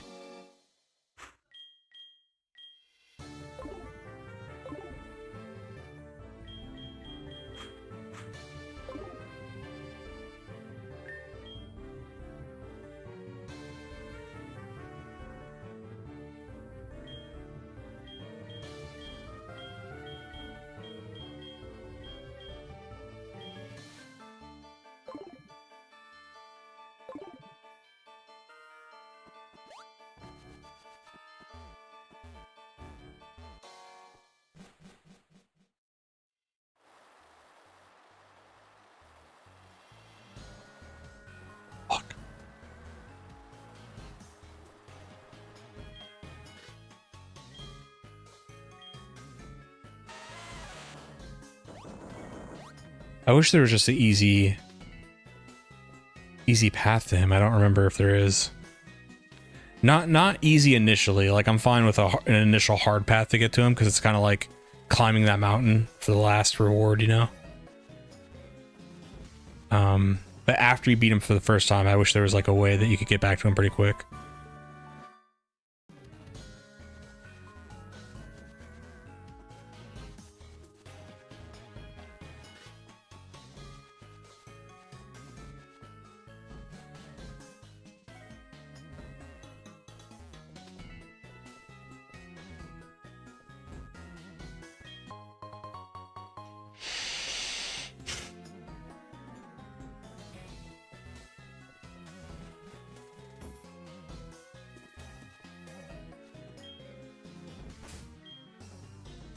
I forget which generation it was, but the one, whatever generation asked if you'd like to use like an item again.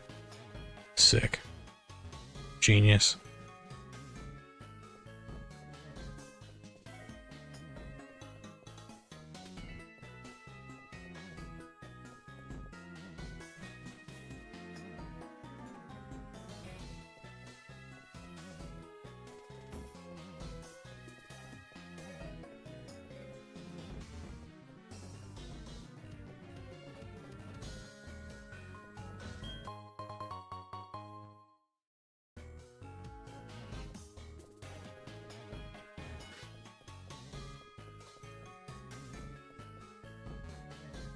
But otherwise it's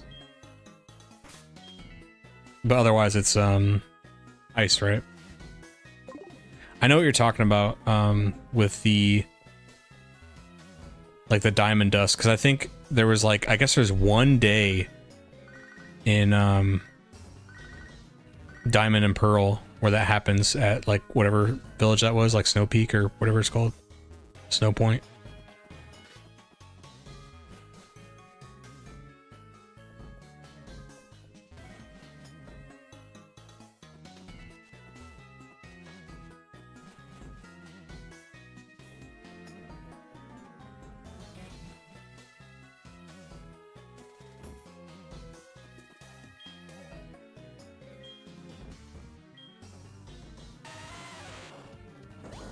Oh, it's your birthday, okay.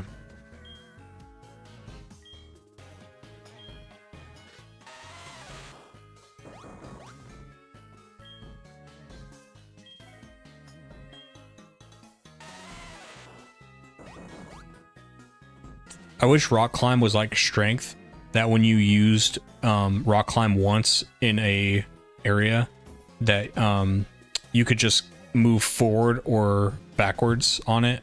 Like if you want to go back, you just like go down, or if you want to go up it, you just hold up, and it would just do the animation immediately instead of having to click, say yes, you know, yada yada. Oh my god. This is so epic and badass.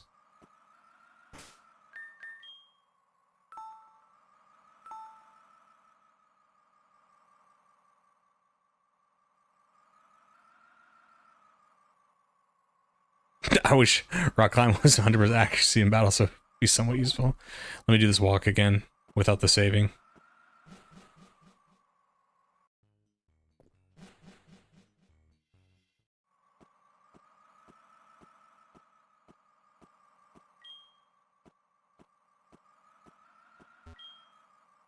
Mm-hmm.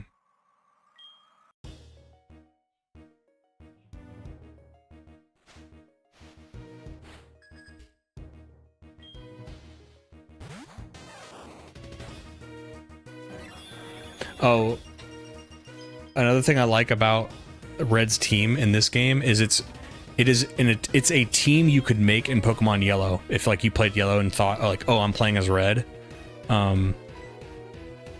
because they change, instead of having Espeon, they give Red, I believe, a Lapras, which is very cool.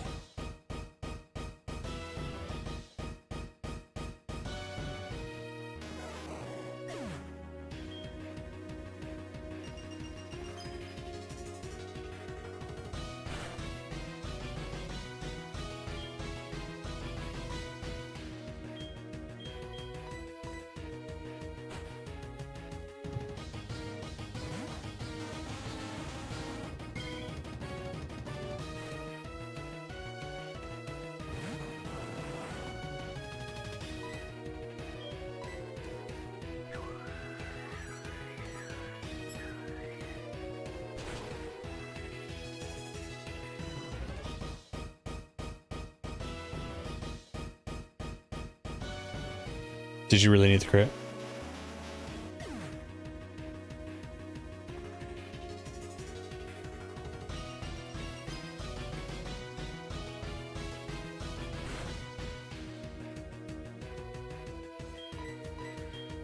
I'm gonna get Katamago back.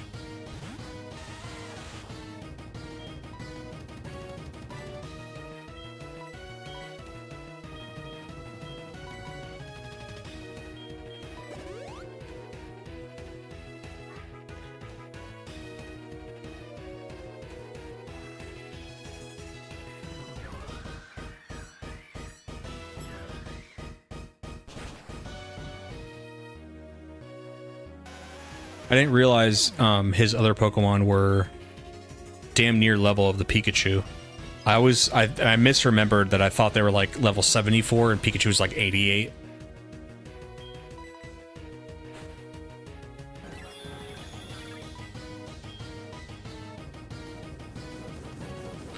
Oh, that's cool. Arceus knows Roar of Time and Spatial Rend, so it knows... Oh, it knows Shadow Force too, so it knows the 3 moves of the trio. That's pretty cool.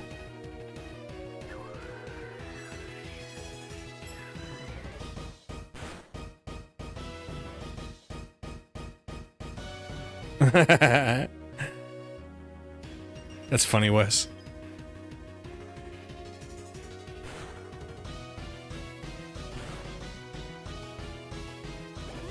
Ah, a little cheater. Little cheater.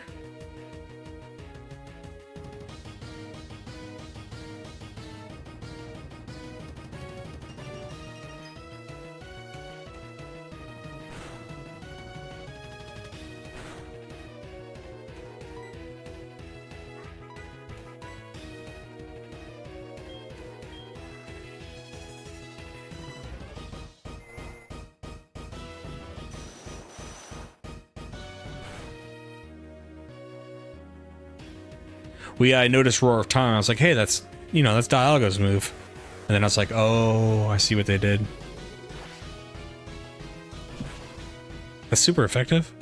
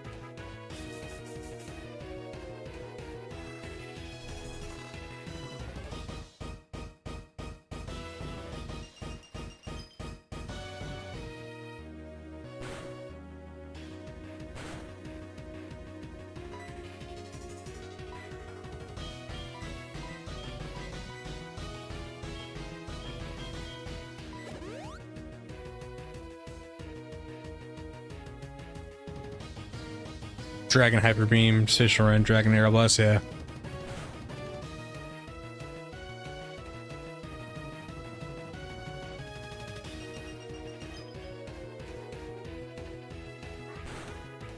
I'm even gonna revive Geodude here, just so I have a fodder switch.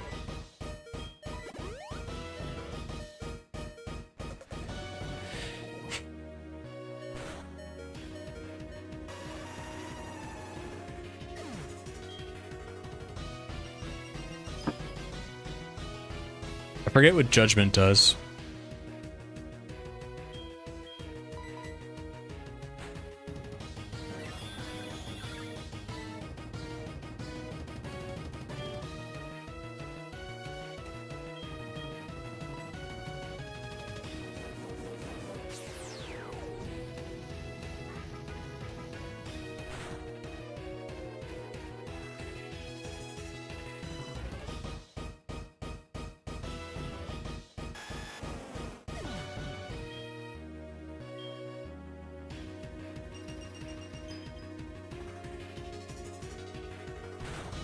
Ah, I got you, Wes.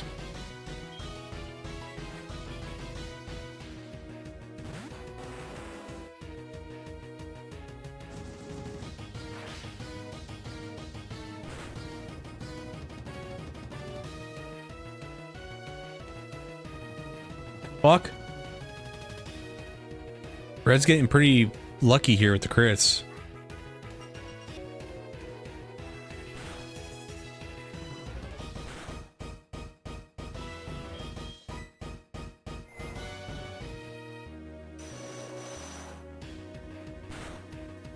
That's why he's the best. Like no one ever was?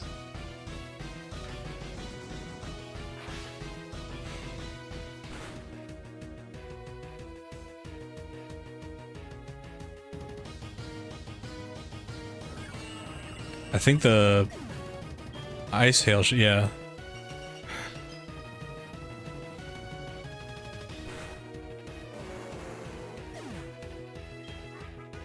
All right, Geodude.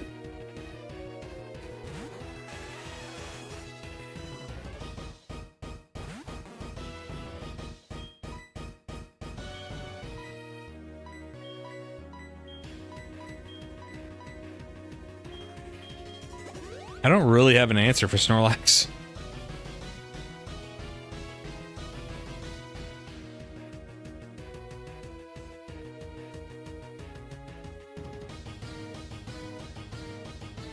You have Blizzard too?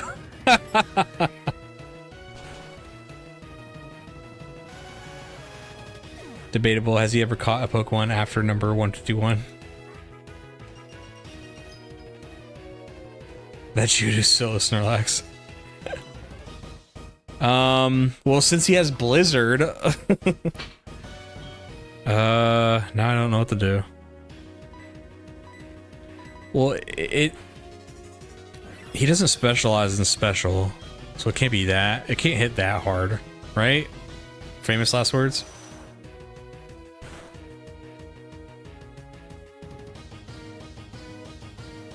God, that did nothing.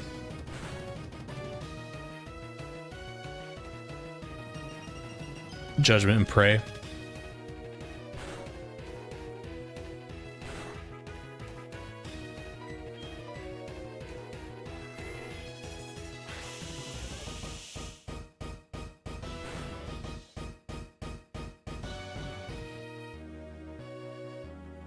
Oh my god. Giga Impact, Isn't there recoil on that? There's no recoil on that?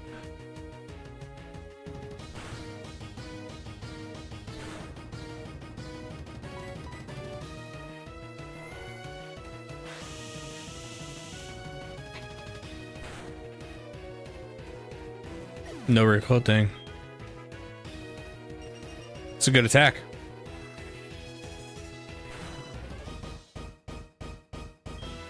Yeah, this is bad.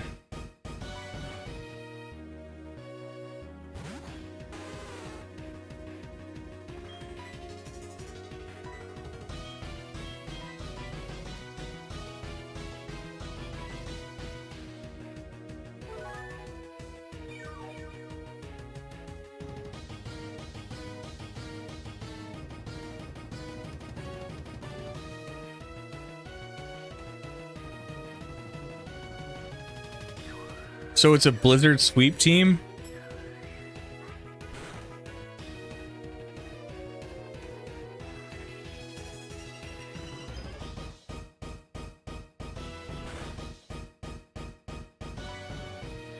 So Dragon isn't going to be good here.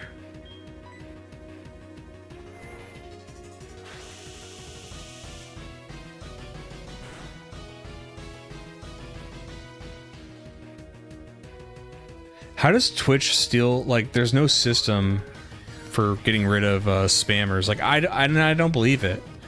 I feel like they want spammers because it looks like interaction and it looks like new accounts being made.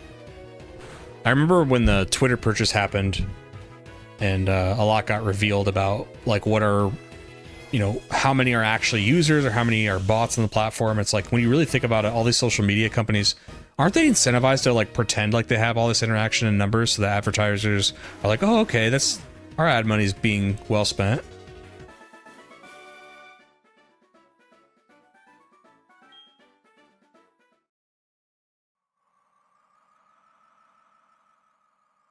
Ice doesn't resist dragon, you're right.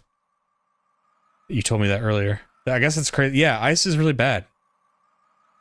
Red's making the most of his environment, but it kind of takes away from the fight in this game. That's why I said I don't really love, like, I don't like that the ice is falling and stuff. I think the setting is fine, like where you find him, awesome. All that is great. A little bit annoying with the ice, you know, because then he turns into like a blizzard sweeping team, which I don't know.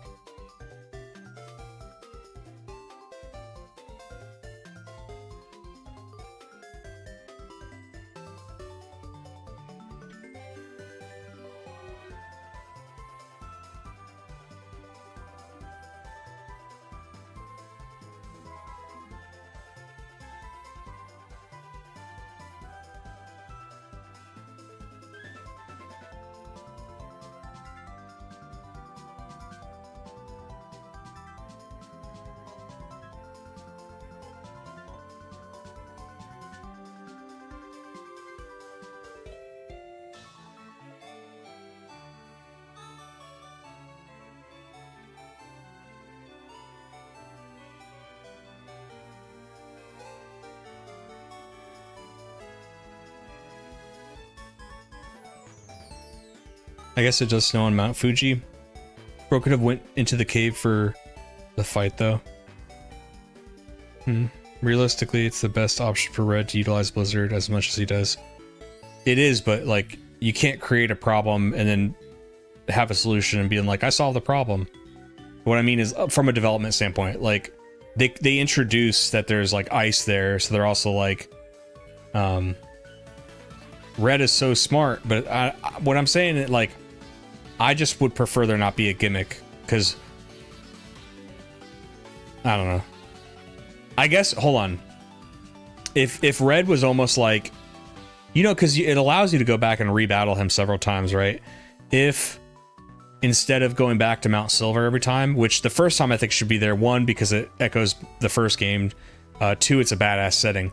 But if we're gonna go with this angle of like, oh, he's just using like to the best of his environment, okay, so have rematches be at different places in the game, and then his teams, same team, but like different moves, right? So like he takes advantage of rain, he takes advantage of sand, or yeah, sandstorms and stuff like that.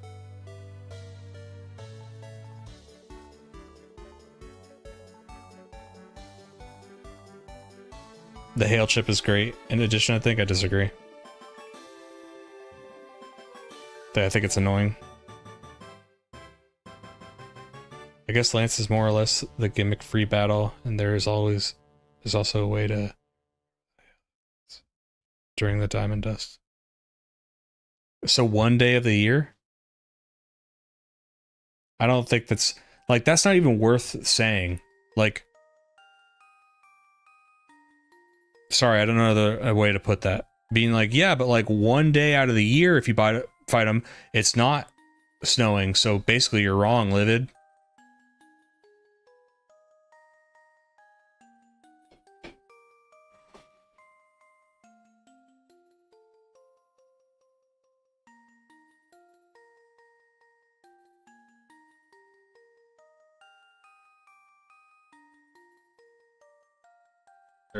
There's a smudge on my monitor. Get off there.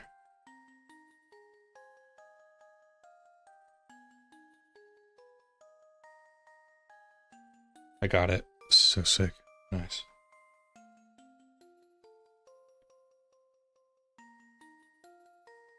Just letting this little jingle play.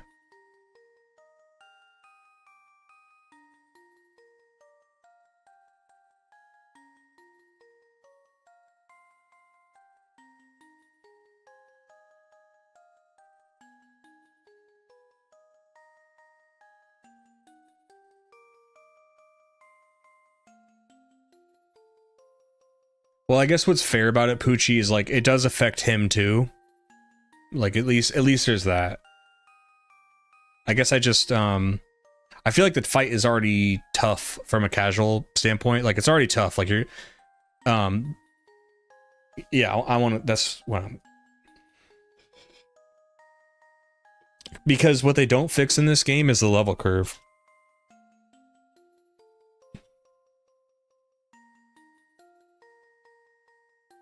So there's already a, by the time you get the red, if you have, because I did it in this game, I had a team of 6 during this casual playthrough. And by the time I got to red, I was like my Pokemon were like barely level 50, I think. So there's already a 30 to 40 level gap. Do I really need the added pressure of ice? I don't think so.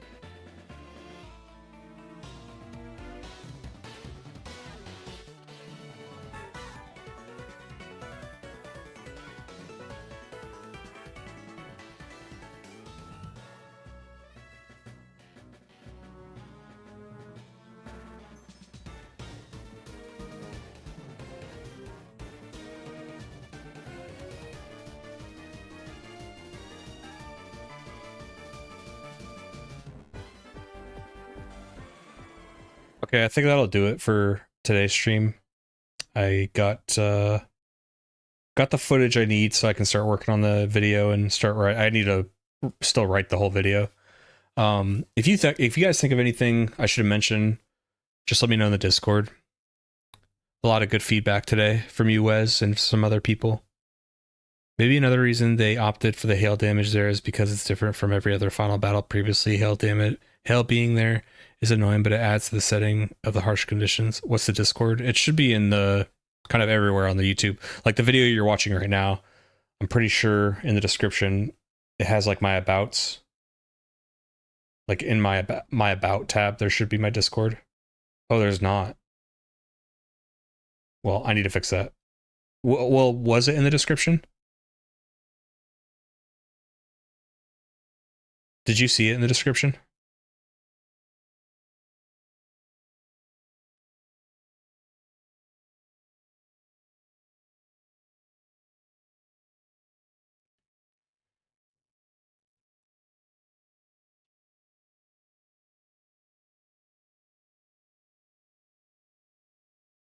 You're in it now? Okay. Thank you.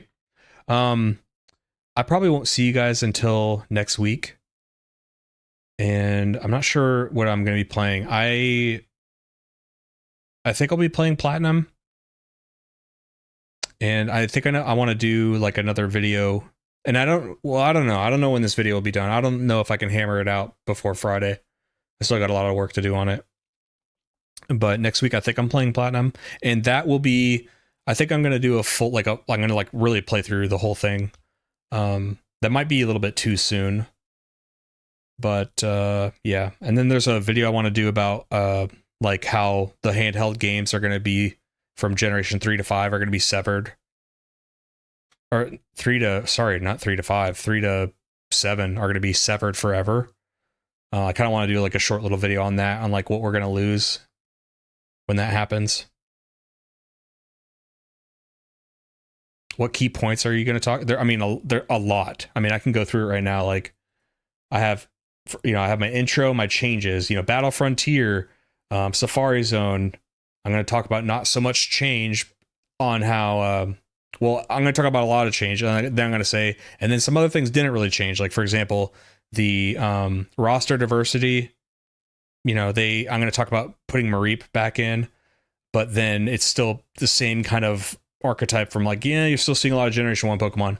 Then I'm going to talk about how there's still like the level curve issue where you're not getting a lot of experience late game, which kind of affects the harder, that you start getting outpaced by like the gym leaders and then eventually red because a lot of the trainers you're fighting are under leveled compared to you. I'm going to talk about the Primo eggs, level up moves, physical special split being added to Generation 2. I'm going to give it an example in Generation 2 of why that's helped out a lot. Talk about Crystal being mixed in, the graphics, Pokemon following you, of course. Pokewalker, Pokathlon, Pal Park, Wi-Fi events. I have a whole section for that. Gonna talk about Kanto again, but there's not like too much crazy stuff to talk about Kanto. I will talk about like rematching gym leaders and stuff, which I think is fucking sweet. In fact, real quick, I want to see, before I get off, I want to see, I think I unlocked like 2 rematches, and I don't know if they're at the dojo already. What stuff for the post-red stuff are you covering? What is post-red?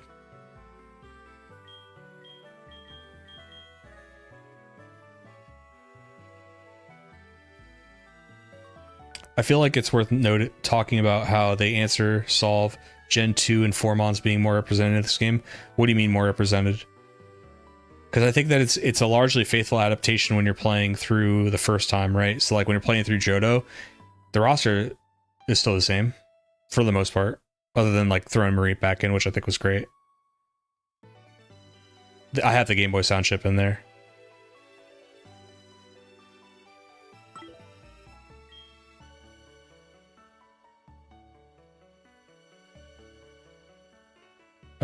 Let's go talk to that Game Freak guy. Let's go see what you're talking about.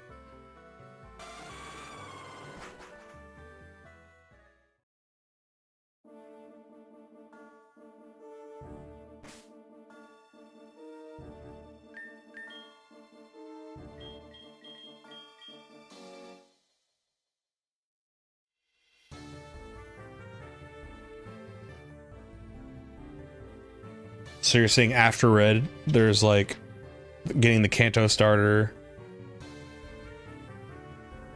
What do you need to do in order to get that? Can I go to Oak right now and get it?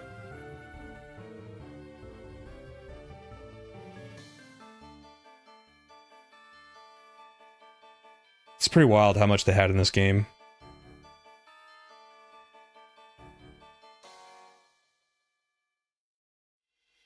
All right, well, I'm not getting off stream yet.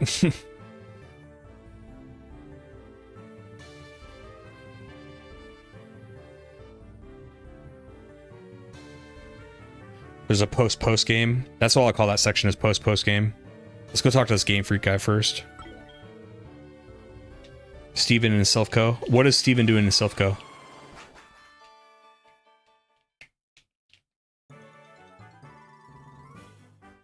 You can get Slugma from Primo. I got that part. I mentioned all that, Poochie.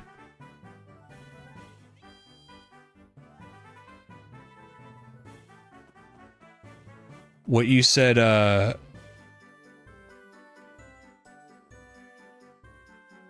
you're saying in reference to having more representation.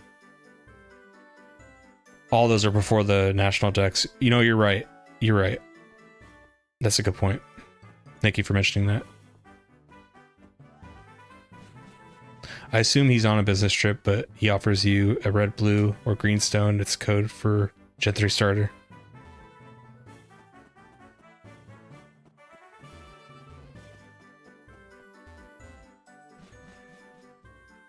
I almost, you know what, the way they designed this building, I have a suspicion this is exactly how their office was. Because it's kind of, they changed it from the original, and it's kind of weird how like this elevator is not working, so you got to use this one, but then you have to go down this part of the flight of the stairs and go back up a different one. It's designed a little bit weird. I almost think this is probably exactly how their offices were in the 90s. Like, that's why I think they did this. In the first one, it was probably like loosely, oh, this is, you know, our building, but I think they changed it in this one. That's just a theory, you know? But why would they make it a little bit more clunky? And my theory is like they probably just made it almost exactly like their actual offices. The ones they used to work in.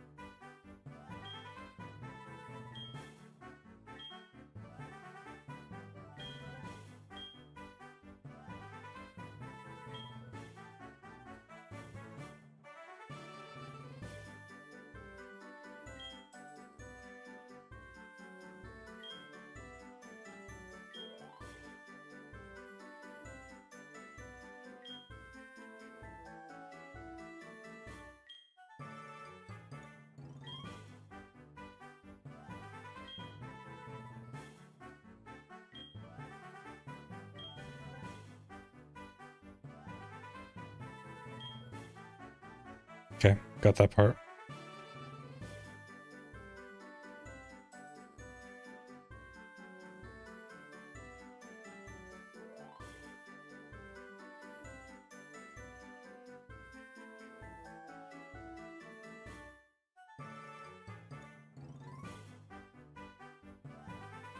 I do mention in the video that, like, or in the script, there's no way I can, like, mention everything that's in this game, but that's kind of like the point. Is like, I think the theme of the video is going to talk about like why this is such a great remake, and like when it feels pretty faithful throughout, but then adds so much to it, like so much that like even with you guys like we're going, oh yeah, that too. I think that's a good sign. What's up, Kane?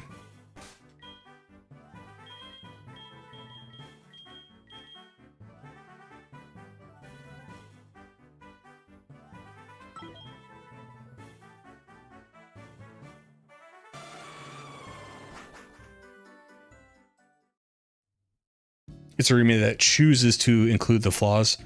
Right now, the only like big flaw, because I think Poochie made a great argument that they do kind of address the roster thing, because you could do Pokewalker, Primo eggs. The only thing I'll push back on the Primo egg thing is like none of that is intuitive to the player. You would have needed to know the website, and then the website would have had to be up and running and have the calculator ready for the trainer ID back then. That's not intuitive. So I don't know if I can count the Primo eggs.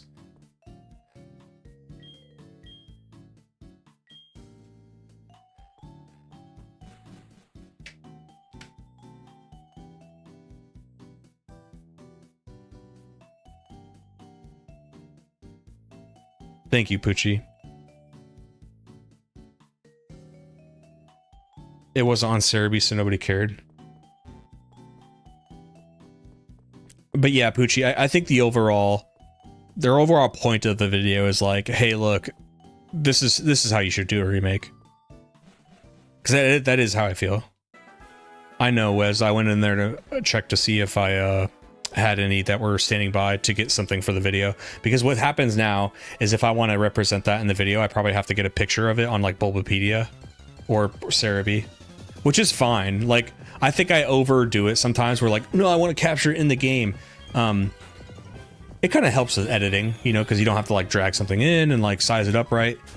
But it's fine. It really is fine. Like people more so are there for the talking and explanation than they are like the perfect little shot of everything.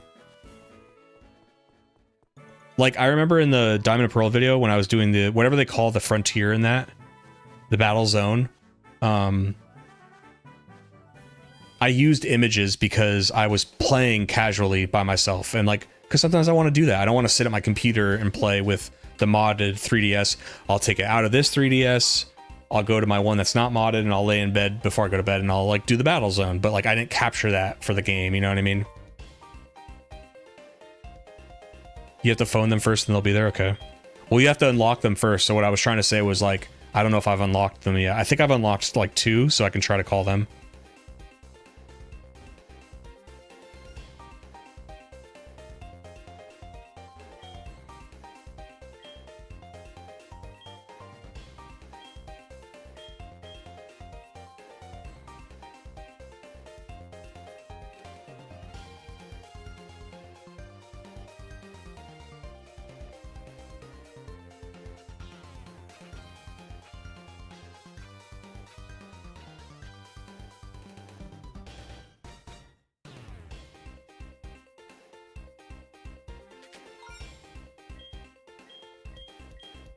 It's very esoteric, still cool. It's there.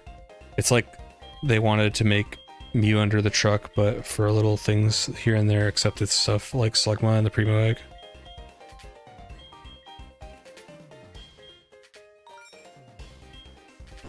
God damn it. So hold on, I can hop out anytime I want, right? So like, it's kind of, the more you play, the higher risk. It's kind of fun though.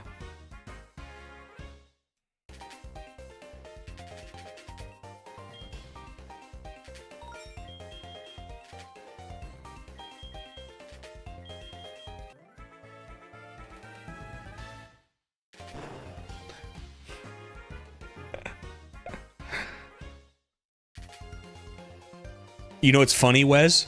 BDSP, Wasted Potential. The name for the video, I think, for Platinum, if it goes well, because I want to reserve the right that I might not like Platinum. Everybody claims it's amazing. We'll see when I play it. If it goes well, I'm gonna name the Platinum video. I think I have it somewhere. It's gonna be named like I don't have it. Oh, I should write it down. It's like the Platinum or the Pokemon Platinum. I might just call it the Platinum instead of the Pokemon Platinum Experience. The Platinum Experience, and it's gonna be called. I was gonna call it like Sinnoh's something, Sinnoh's Potential. Sinnoh's True Potential. Something like that. Unless you guys have a better wording on that. Feel free to, like, if you have any ideas. But again, I have to play it. We'll see next week when I play it. The most overrated Pokemon game in all time and space. That's funny because I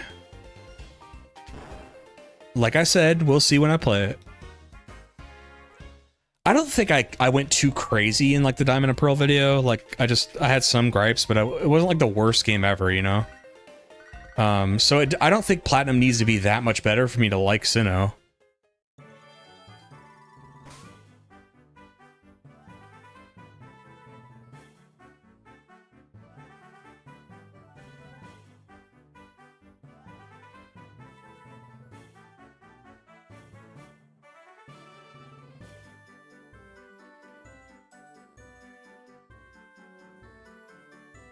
Sinnoh Platinum Potential. Sinnoh's hypothetical peak. That leaves it open to both good and bad.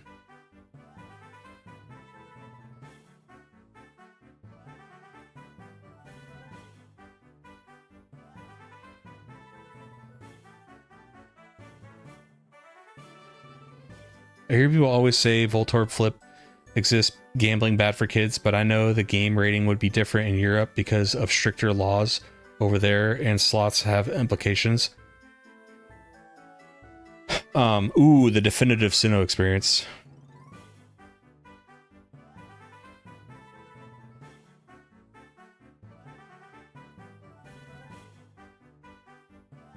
I like that.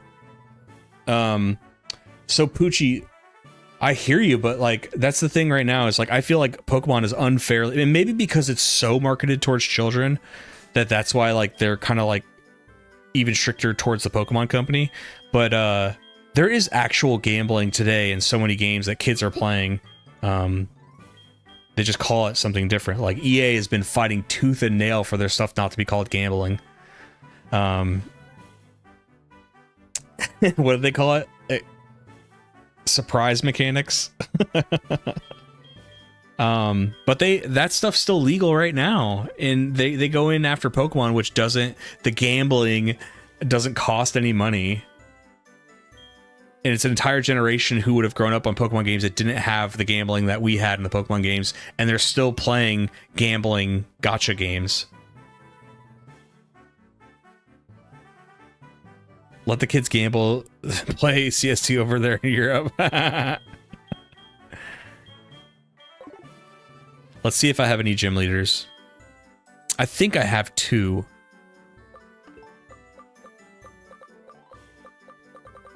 But would they be at the end, or is it alphabetical? Chuck, yeah.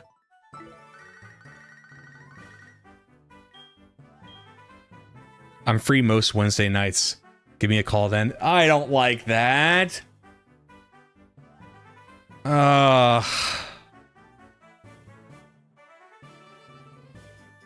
It is Wednesday night. Call you in like an hour?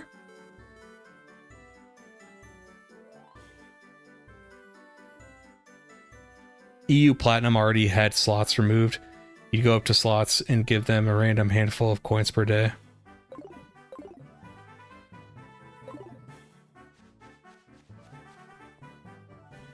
Like, the gambling aspect in Pokemon isn't inherently wrong. I'm saying many essential essayists will say Pokemon doesn't want to promote gambling for kids in the West or something like that. Well, I don't think Pokemon thinks of it like that, because they have it in the games for Japanese audiences. So I don't think they are like, we don't want to taint the Western youth like we've tainted our own youth. I think when it comes to when it gets to the West for localization, we do it to ourselves. Like, our localization teams will be like, well, it's just gambling. Link can't have a cross on his shield. That'll offend the Christians. It's all nonsense to me. Like, I still maintain somehow, I don't know what it is. Like, somehow these other companies get away with like actual gambling where money is actually being spent. Whereas like Pokemon, it's like, I don't see a correlation with, oh, there's like a gambling thing in the game, but it doesn't cost money, but it looks like a casino. Like, when I was a kid, I had no idea what the fuck a casino was. Like, even if you just called it a casino and this is gambling, I never was like, oh, what's a casino? Let me go find out. It's the same correlation that they try to make with like violence in video games causes school shooters. Like, there's the math ain't mathing on that one.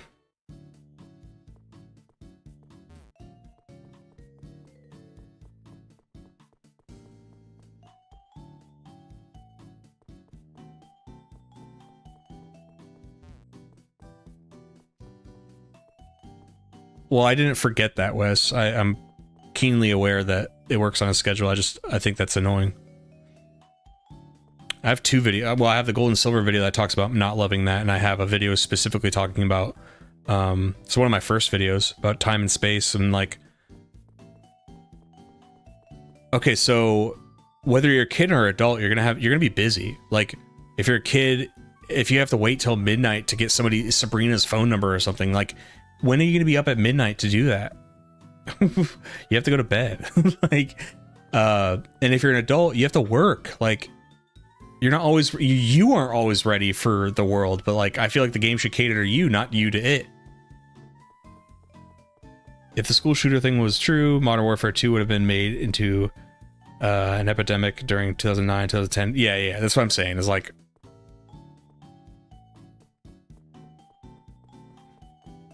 the people who like make comments like that about like these games are destroying the youth or something like that, they never come with any like facts. It seems like it makes sense, right? Oh, well, kids like video games, and kids are the victims in these attacks, and kids are the ones doing it sometimes, so there must be like it's like, yeah, but like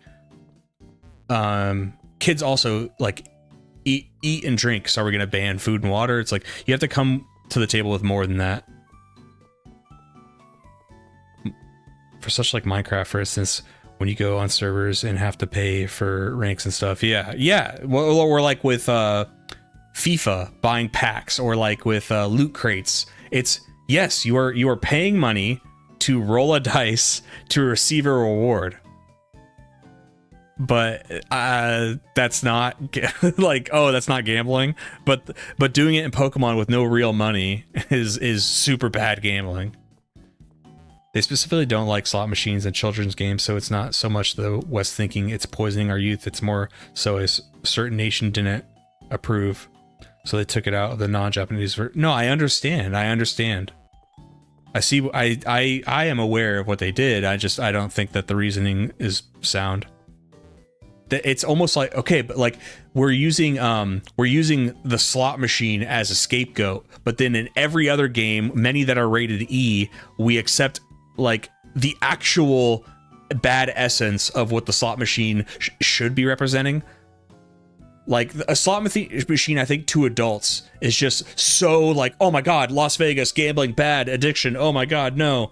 So it's almost like a reactionary thing to like, oh, get rid of it, it's bad. But then like, we're so focused on like the image that the essence is completely removed from it, because they're like, oh, Fortnite and Star Wars Battlefront and FIFA and all these other games that had gacha mechanics and actual gambling, and they're like, oh, well, I guess kind of, well, it's not really gambling. It's a box that like with a random chance that you pay real money for kind of might give you a reward, but kind of not sometimes. And there's different ways that we want you to buy more gems or battle tokens to, you know, keep staying in this casino. I mean, not casino, marketplace. See what I'm saying? Like, do you see what I'm saying?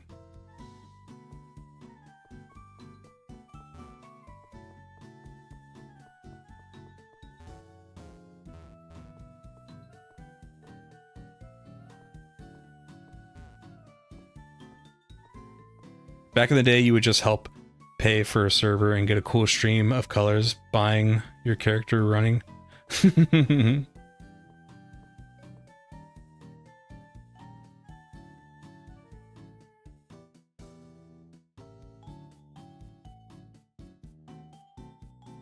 They think that the Pokemon company is poisoning the youth of today. I disagree. And allowing kids to develop game. No, that's, if they say things like that, I disagree. I haven't seen what they've said themselves, so I don't know how they said it, but you can tell I obviously disagree. And it's like, I don't think buying cards, like packs of cards, is gambling. But I think if you're trying to make a similar argument, I think that's a stronger argument for gambling than the actual gambling in the Pokemon Core Series games.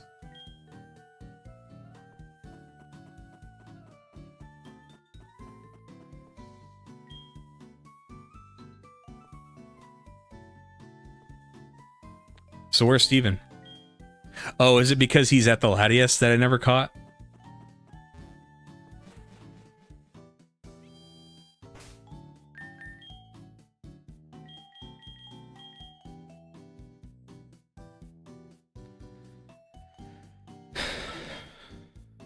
He can't be at two places at once.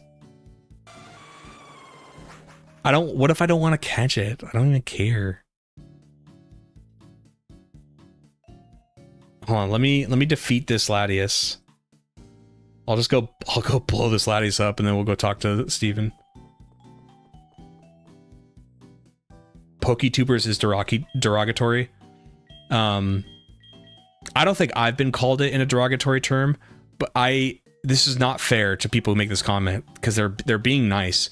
But somebody, you know, they'd say you're like my favorite new PokeTuber, and I don't get offended in like probably the connotation you're thinking. I just get self-conscious because I don't want to box myself in like that. I'd like to play all video games. So I usually just say thank you, and like that's really awesome because it is, and I am grateful. But in my mind, I get like, I don't want to be referred to as a PokeTuber.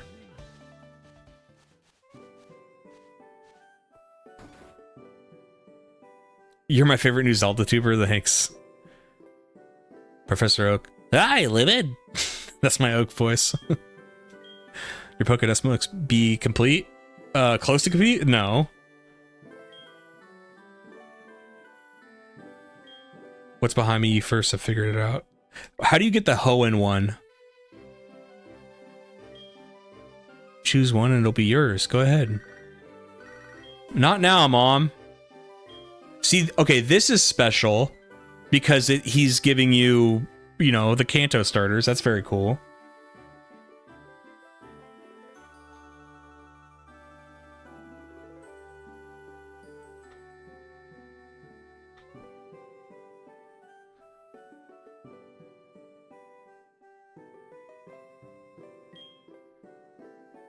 I wonder, do you guys know if these can be shiny?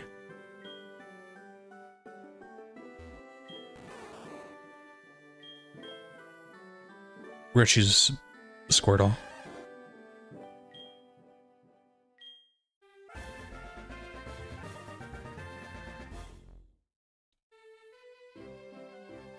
Some poor kid's not gonna have the choice of all three because of me. If a wild Pokemon appears... Yeah, well imagine... Look what happened to me when I played Yellow. Huh? I didn't get to choose.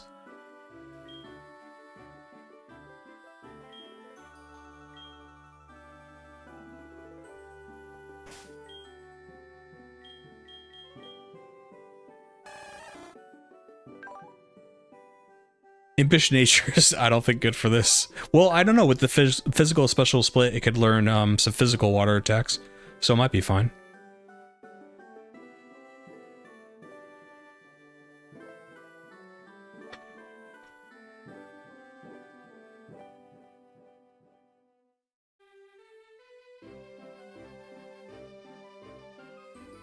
Wes, do you know if it takes like will Steven be at Silph Co no matter what?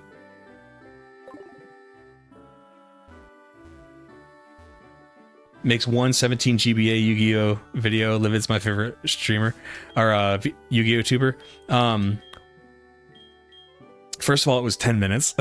Secondly, I know you're joking, by the way, but secondly, hey, I think my big three franchises going forward right now are going to be Pokemon, Zelda, and Yu-Gi-Oh, because that video is doing great for considering that I played a very obscure Yu-Gi-Oh game. And it's only a 10-minute video. That video did awesome. So I kind of want to keep playing more now.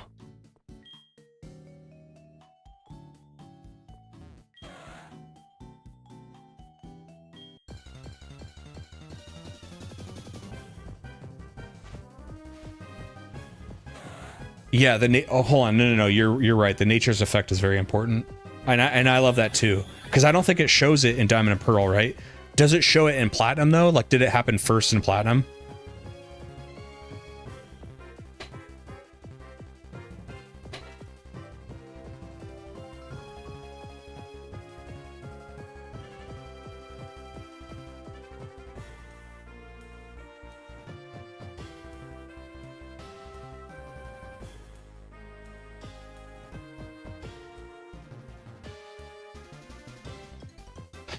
I'm not sure about now, but he should have been there. Maybe it's because he's waiting for you to deal with the laddie, but you can also always replay the event and your heart cold save casually eventually, yeah.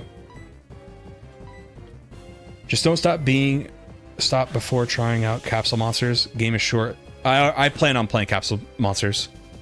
I think that's one I've always been like interested in. And I love those the Capsule Monsters storyline in the anime. I thought that was a really cool. It was like really cool. Latias will be back once it recovers to make amends for its defeat. I've been away from the Hoenn region, from the Hoenn Pokemon League for too long. I'll have to excuse myself. Oh, I never got your name, but I won't ask for it this time. Our fun will have to wait for the right time. Ooh. It's not like that in there, meaning that gold and silver, or heart gold, soul silver was when it was implemented. Surf War Charlie, what's up? What's your favorite sub to get at Publix? I have never been to Publix in my life. I'm also not like a sandwich guy. Other than like, I don't think you can't, people try to count hamburgers, so that doesn't count, right? As far as like a traditional sandwich, I like Philly cheesesteaks, but I never get like cold sandwiches.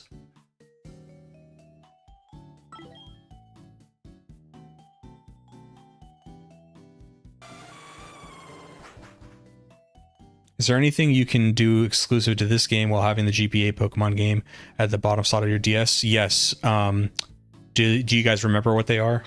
Let me get that down too. This is exactly what I like, by the way, so thank you for... This is just... I don't think I'll get this video out this week. There's a lot I'll talk about.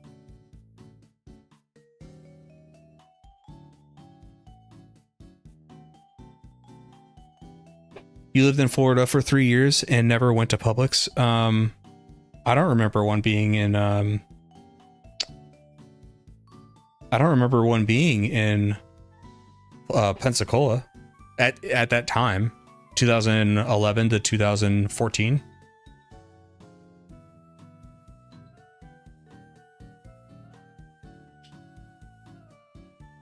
That's Sinnoh only. Are you sure? You know about the gold leaf stuff, I imagine. I don't expect you to do it though. It's nothing special. What is a gold leaf? They're all over Florida, have been since the 80s. You know what? Let's just do this. Let's do Pensacola Publix.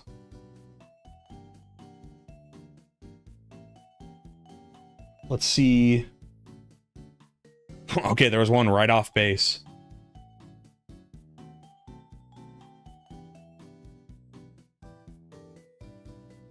Oh, no. Hold on. No. There wasn't one right off base. I was looking at the wrong bridge. Okay, so right off base, there would have been one by a plaza that I never went to. And now, of course, I don't know when these certain ones were open and when they weren't. Now, there's one I probably would have seen on, like, the way to the mall. But I think for me, it was, when it came to groceries, it was always about what was closest to base. Either shopping on base, or if I didn't want to shop on base, I would go to, like, Walmart was right off base, you know what I mean?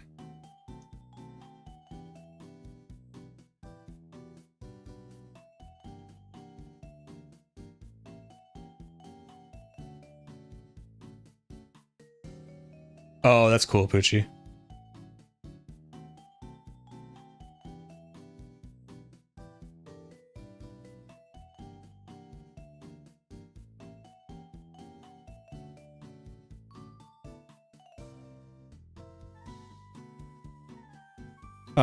I want to do that right now, Wes, because I just want to make sure.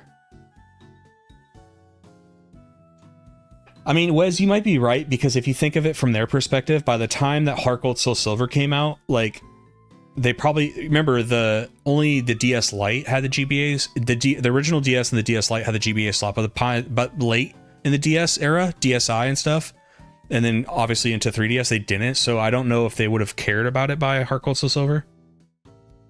Pal Park allowed. Okay, so the transfer, that makes sense, but having like the random encounter thing, I think was only Sinnoh.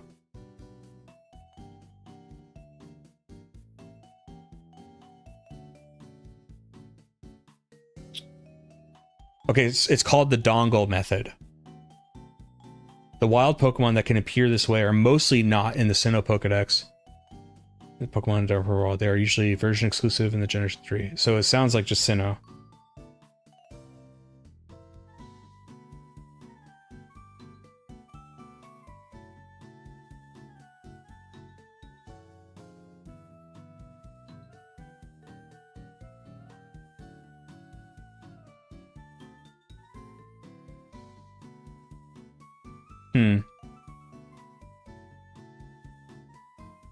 Yeah, I guess yep.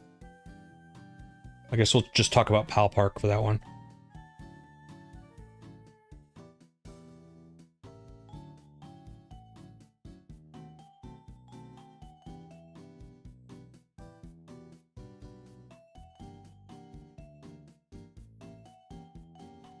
Just Pal Park, yeah, and then, like, the backgrounds for the pictures, stuff you can do with your Pokemon in this game.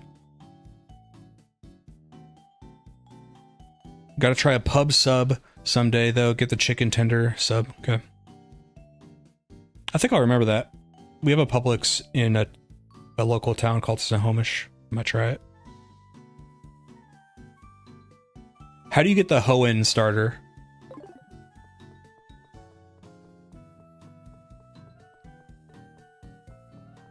Just save here and just in case.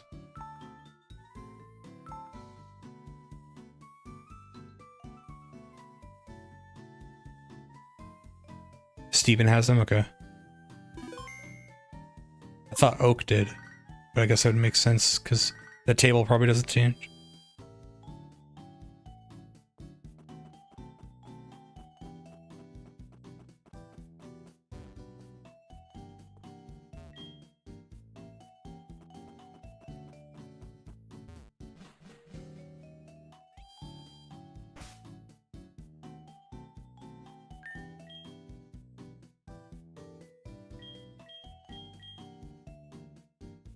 So he wasn't a Silph-Co, was he a Silph-Co?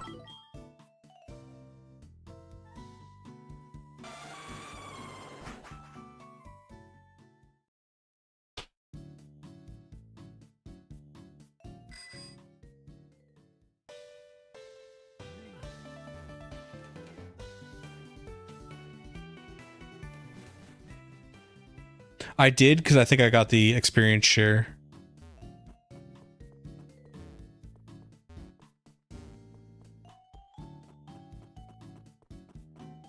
Did I get the railway pass? I don't think so. Also, why can't you fly from Johto to Kanto? Why do you always have to go to like right here and then fly to the other one.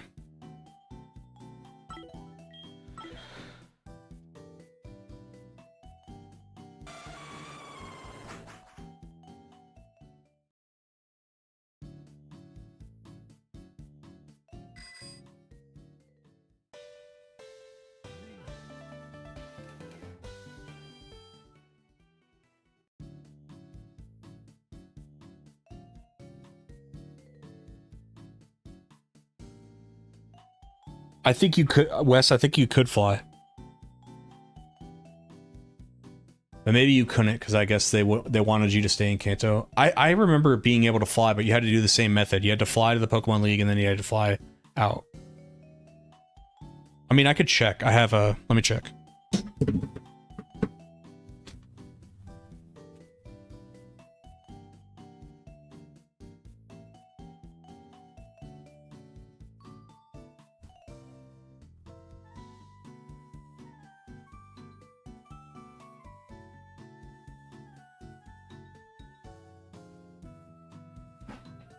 I'll check on my 3DS Crystal version.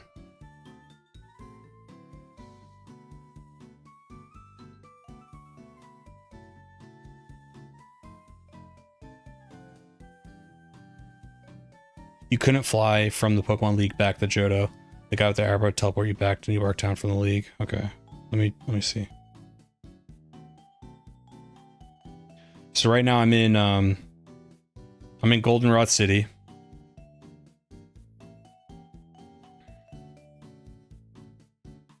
Let me go. I have to go get a. God damn it! I'm shiny hunting for a Tauros, so I have 5 eggs.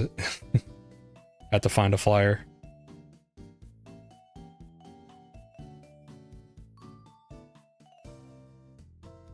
All this for science.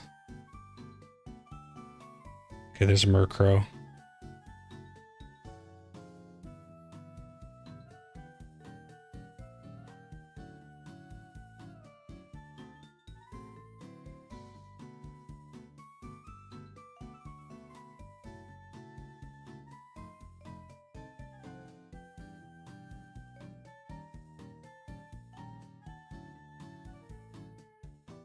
I have to teach it fly. Give me a second.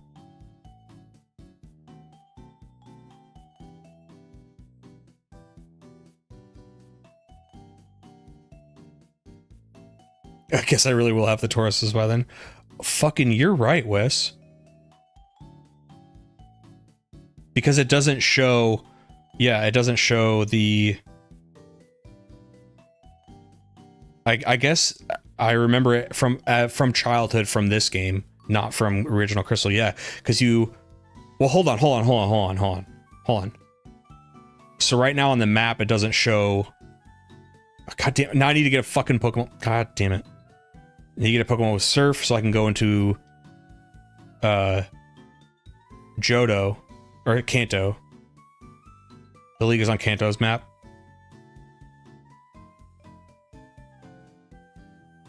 No, but you're either way that I'm changing the parameters because you would have to still surf to Kanto. It's not like this where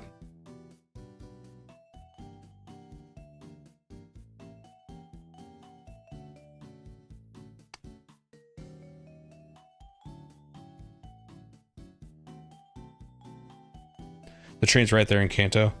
I know, but so in Heart Gold Soul Silver, it's quicker, I think, to just fly twice, right? Than to like go to a town, go into the train, click on it, watch the cutscene. It's probably quicker just to fly twice, right? I mean, we could test it. You want to test it?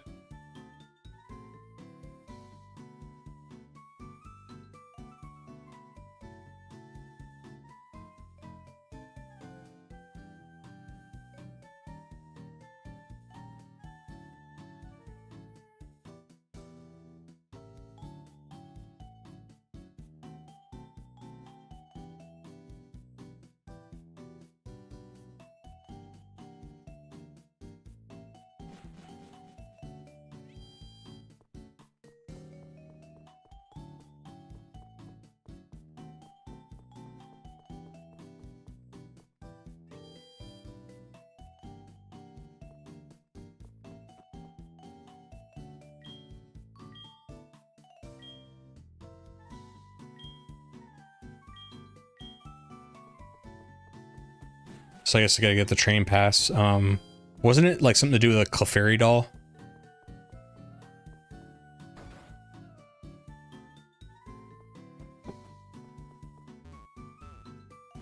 Isn't that how you get it?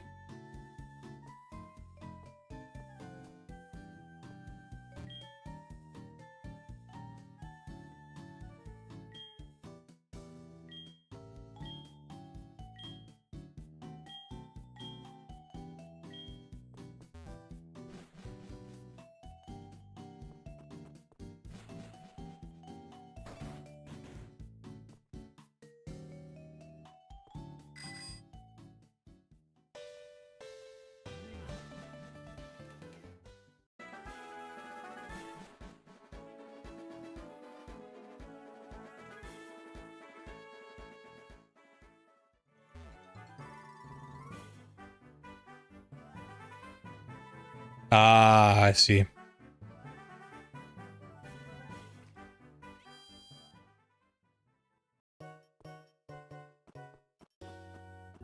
Do you know what floor the Clefairy doll is on? I don't know if it's like part of the generic shopping list.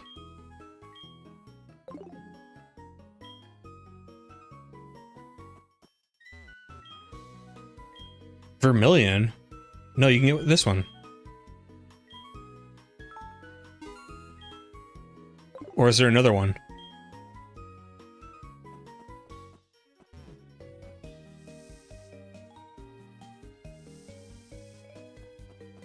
Am I completely high?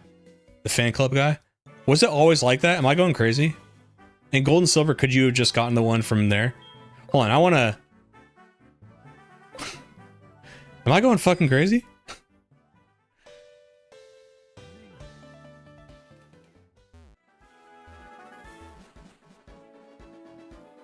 The doll... Oh! I'm thinking of that one. The one Red got her. That's how old school I am, dude. Oh, that's funny.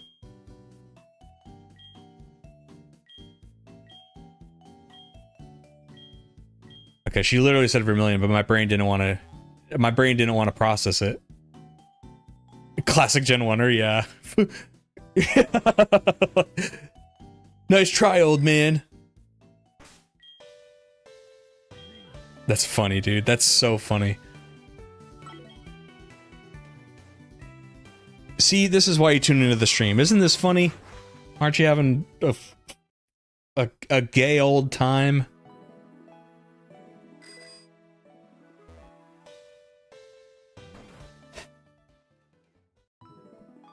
Yep, there it is.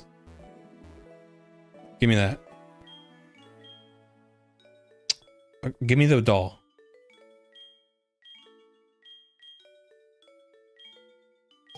Very gay. Poochie, aren't you, gay? Just kidding. Aren't you... You've been around a long time, haven't you?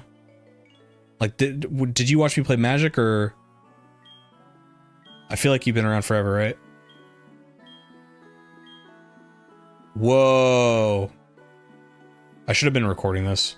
God damn it.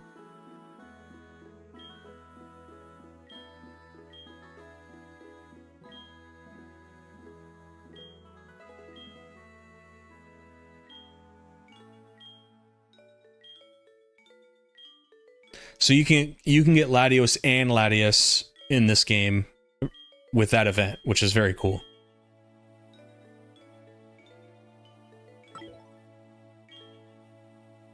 I started watching when the only video you had up was a red and blue one. I missed the Magic stuff. Okay, never mind. There might have been somebody close to your name when I was playing Magic. I think they literally had Poochie in their name. And they were also, like, at every one of my streams. So that's why it stood out.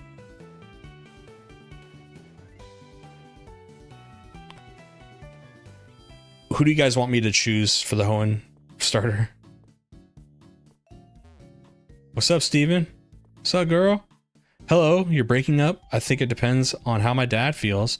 I see. I'll be on my way. See you soon. I guess his dad ain't doing too good.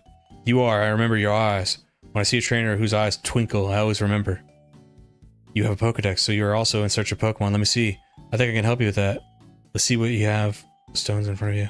Which color do you pick? Pick the best starter, Mudkip. Do you know about Groudon Kyogre too? Yeah. I have a whole like legendary section I'll do.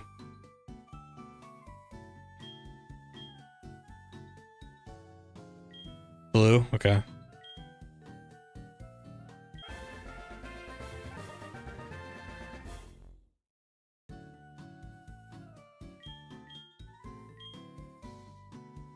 We'll call it Pooch. Watch it be shiny. How crazy would that be if it was shiny? You guys wouldn't believe me. You guys would think I was hacking. Dang it. I wanted that. Dude, I wanted it to be shiny so bad.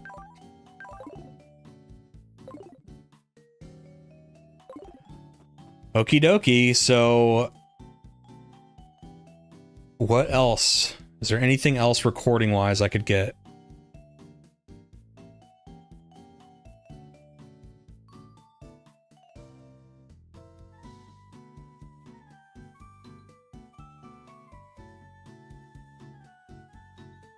What's up, Baltimore SpongeBob? You love Pokemon? I do too.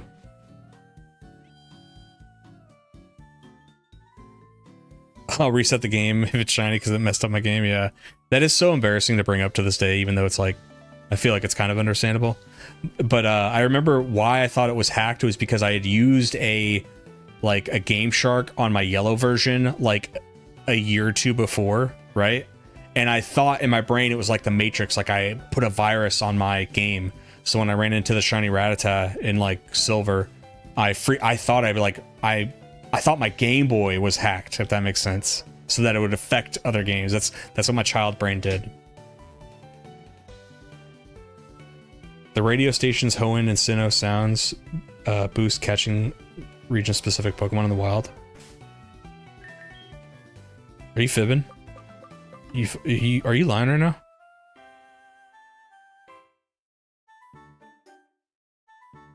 That's Hoenn, right? Hold on. Let's record.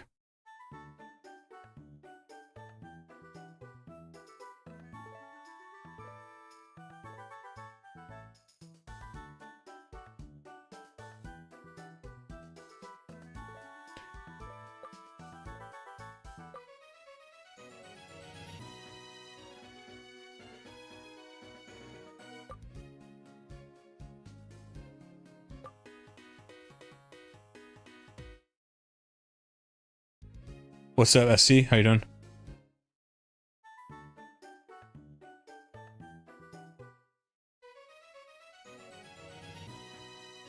Where is the Sinnoh?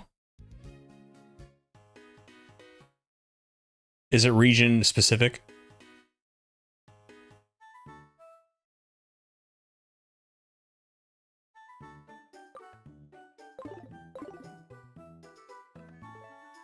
That's cool. I didn't know that. I legit didn't know that. I didn't know you could like put on the radio almost like the GB sounds and it would play it. Will it stay like this? Okay. That's what's different than the GB sounds. You can get a better signal, okay. So where would I go to find some Hoenn Pokemon? Oh, you wish you could have the text show up while you're wandering too. That'd be cool. I see what you mean, because like you'd be able to hear it if they were speaking. Gotta say, ever since Gold and Silver, I wish it was the same Vermilion music. Or not Vermilion, sorry, Lavender Town. I wish it was the same Lavender Town music. And I don't like how they repurposed a a grave tower into a radio station. Glad to see these games. Makes me want to replay them. Do it, dude. How is your video coming along?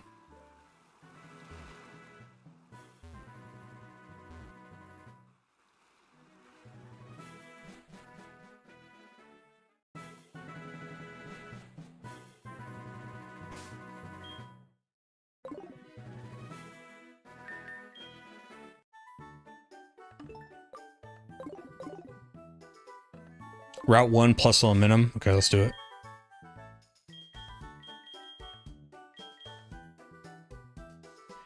Can you give me an example for the Sinnoh sounds and finding Sinnoh Pokemon too, please? And then I'll go get that on the footage as well.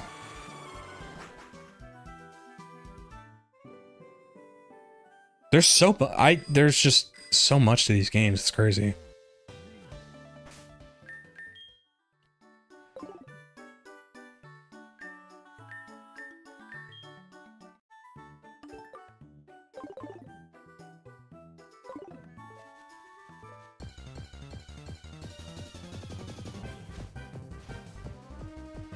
That's crazy. That's so cool.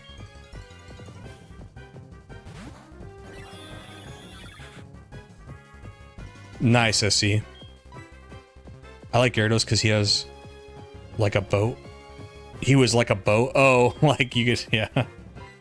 Do you mean do you just mean in concept, or like he, is there an animation for him?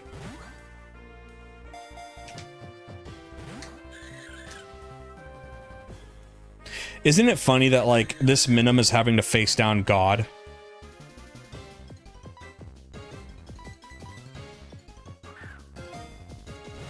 Route 1 Shinx for Sinnoh sounds. I think all routes have exclusives with music. Okay. Wes, that's so cool. So and you mean all the routes in Kanto, or could you go back to Johto and would it be the same? There was an animation in Pokemon Silver on Game Boy Color. I think I forget that. Am I weird that like sometimes I use the red Gyarados in playthroughs, but kind of rarely. And then back then, because Gyarados was a physical attacker, I rarely used Surf with Gyarados, so I guess I would have passed that over.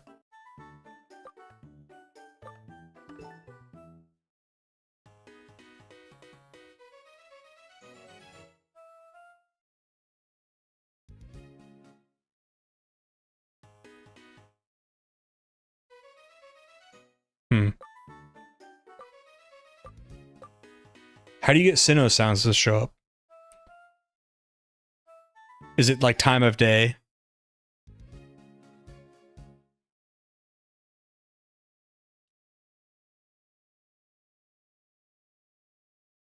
I guess in the video, it wouldn't matter. Like, it'd be nice to show Sinnoh and Sinnoh sounds, but I think they get the idea when you say like, oh, you know, for Hoenn and Sinnoh, there was the such and such sounds.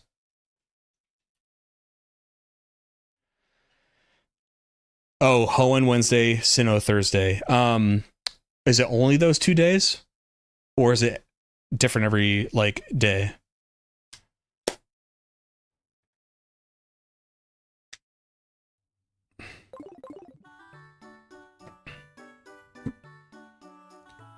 I just want to try one more thing, and then I'm going to hop off stream. But I'm going to see if Chuck will...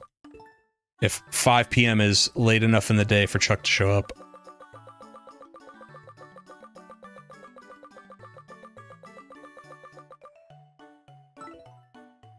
Oh, you can sort it. That's cool. I was going to complain that Chuck is all the way at the bottom, and so would the rest of the gym leaders, but, you know, since you can sort it, that's great. Perfect.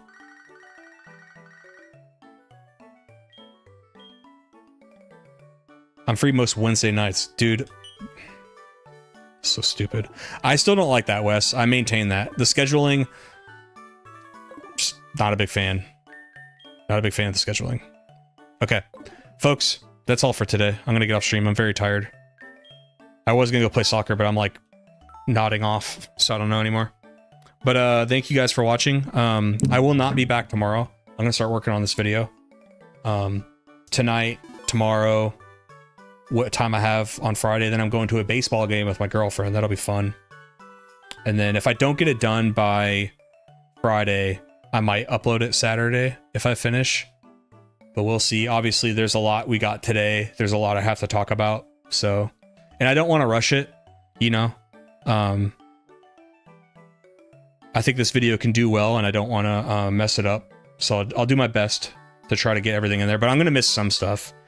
So if you guys can think of anything, don't be shy. Feel free to reach out on Discord and let me know. But yeah. All right, guys. I'll see you next week probably, and we'll play Platinum, and I'll start getting the ball rolling on that video. After Platinum, probably... I don't know. I'm so excited to play Gen 5. I might roll into Black and White. But if not, Sacred Cards Yu-Gi-Oh! And the Black and White video I want to get done before the end of next month, so I can go to the... I want to upload the Black and White video, and I want to enjoy the wedding. I want to have that video just cooking while I enjoy the wedding.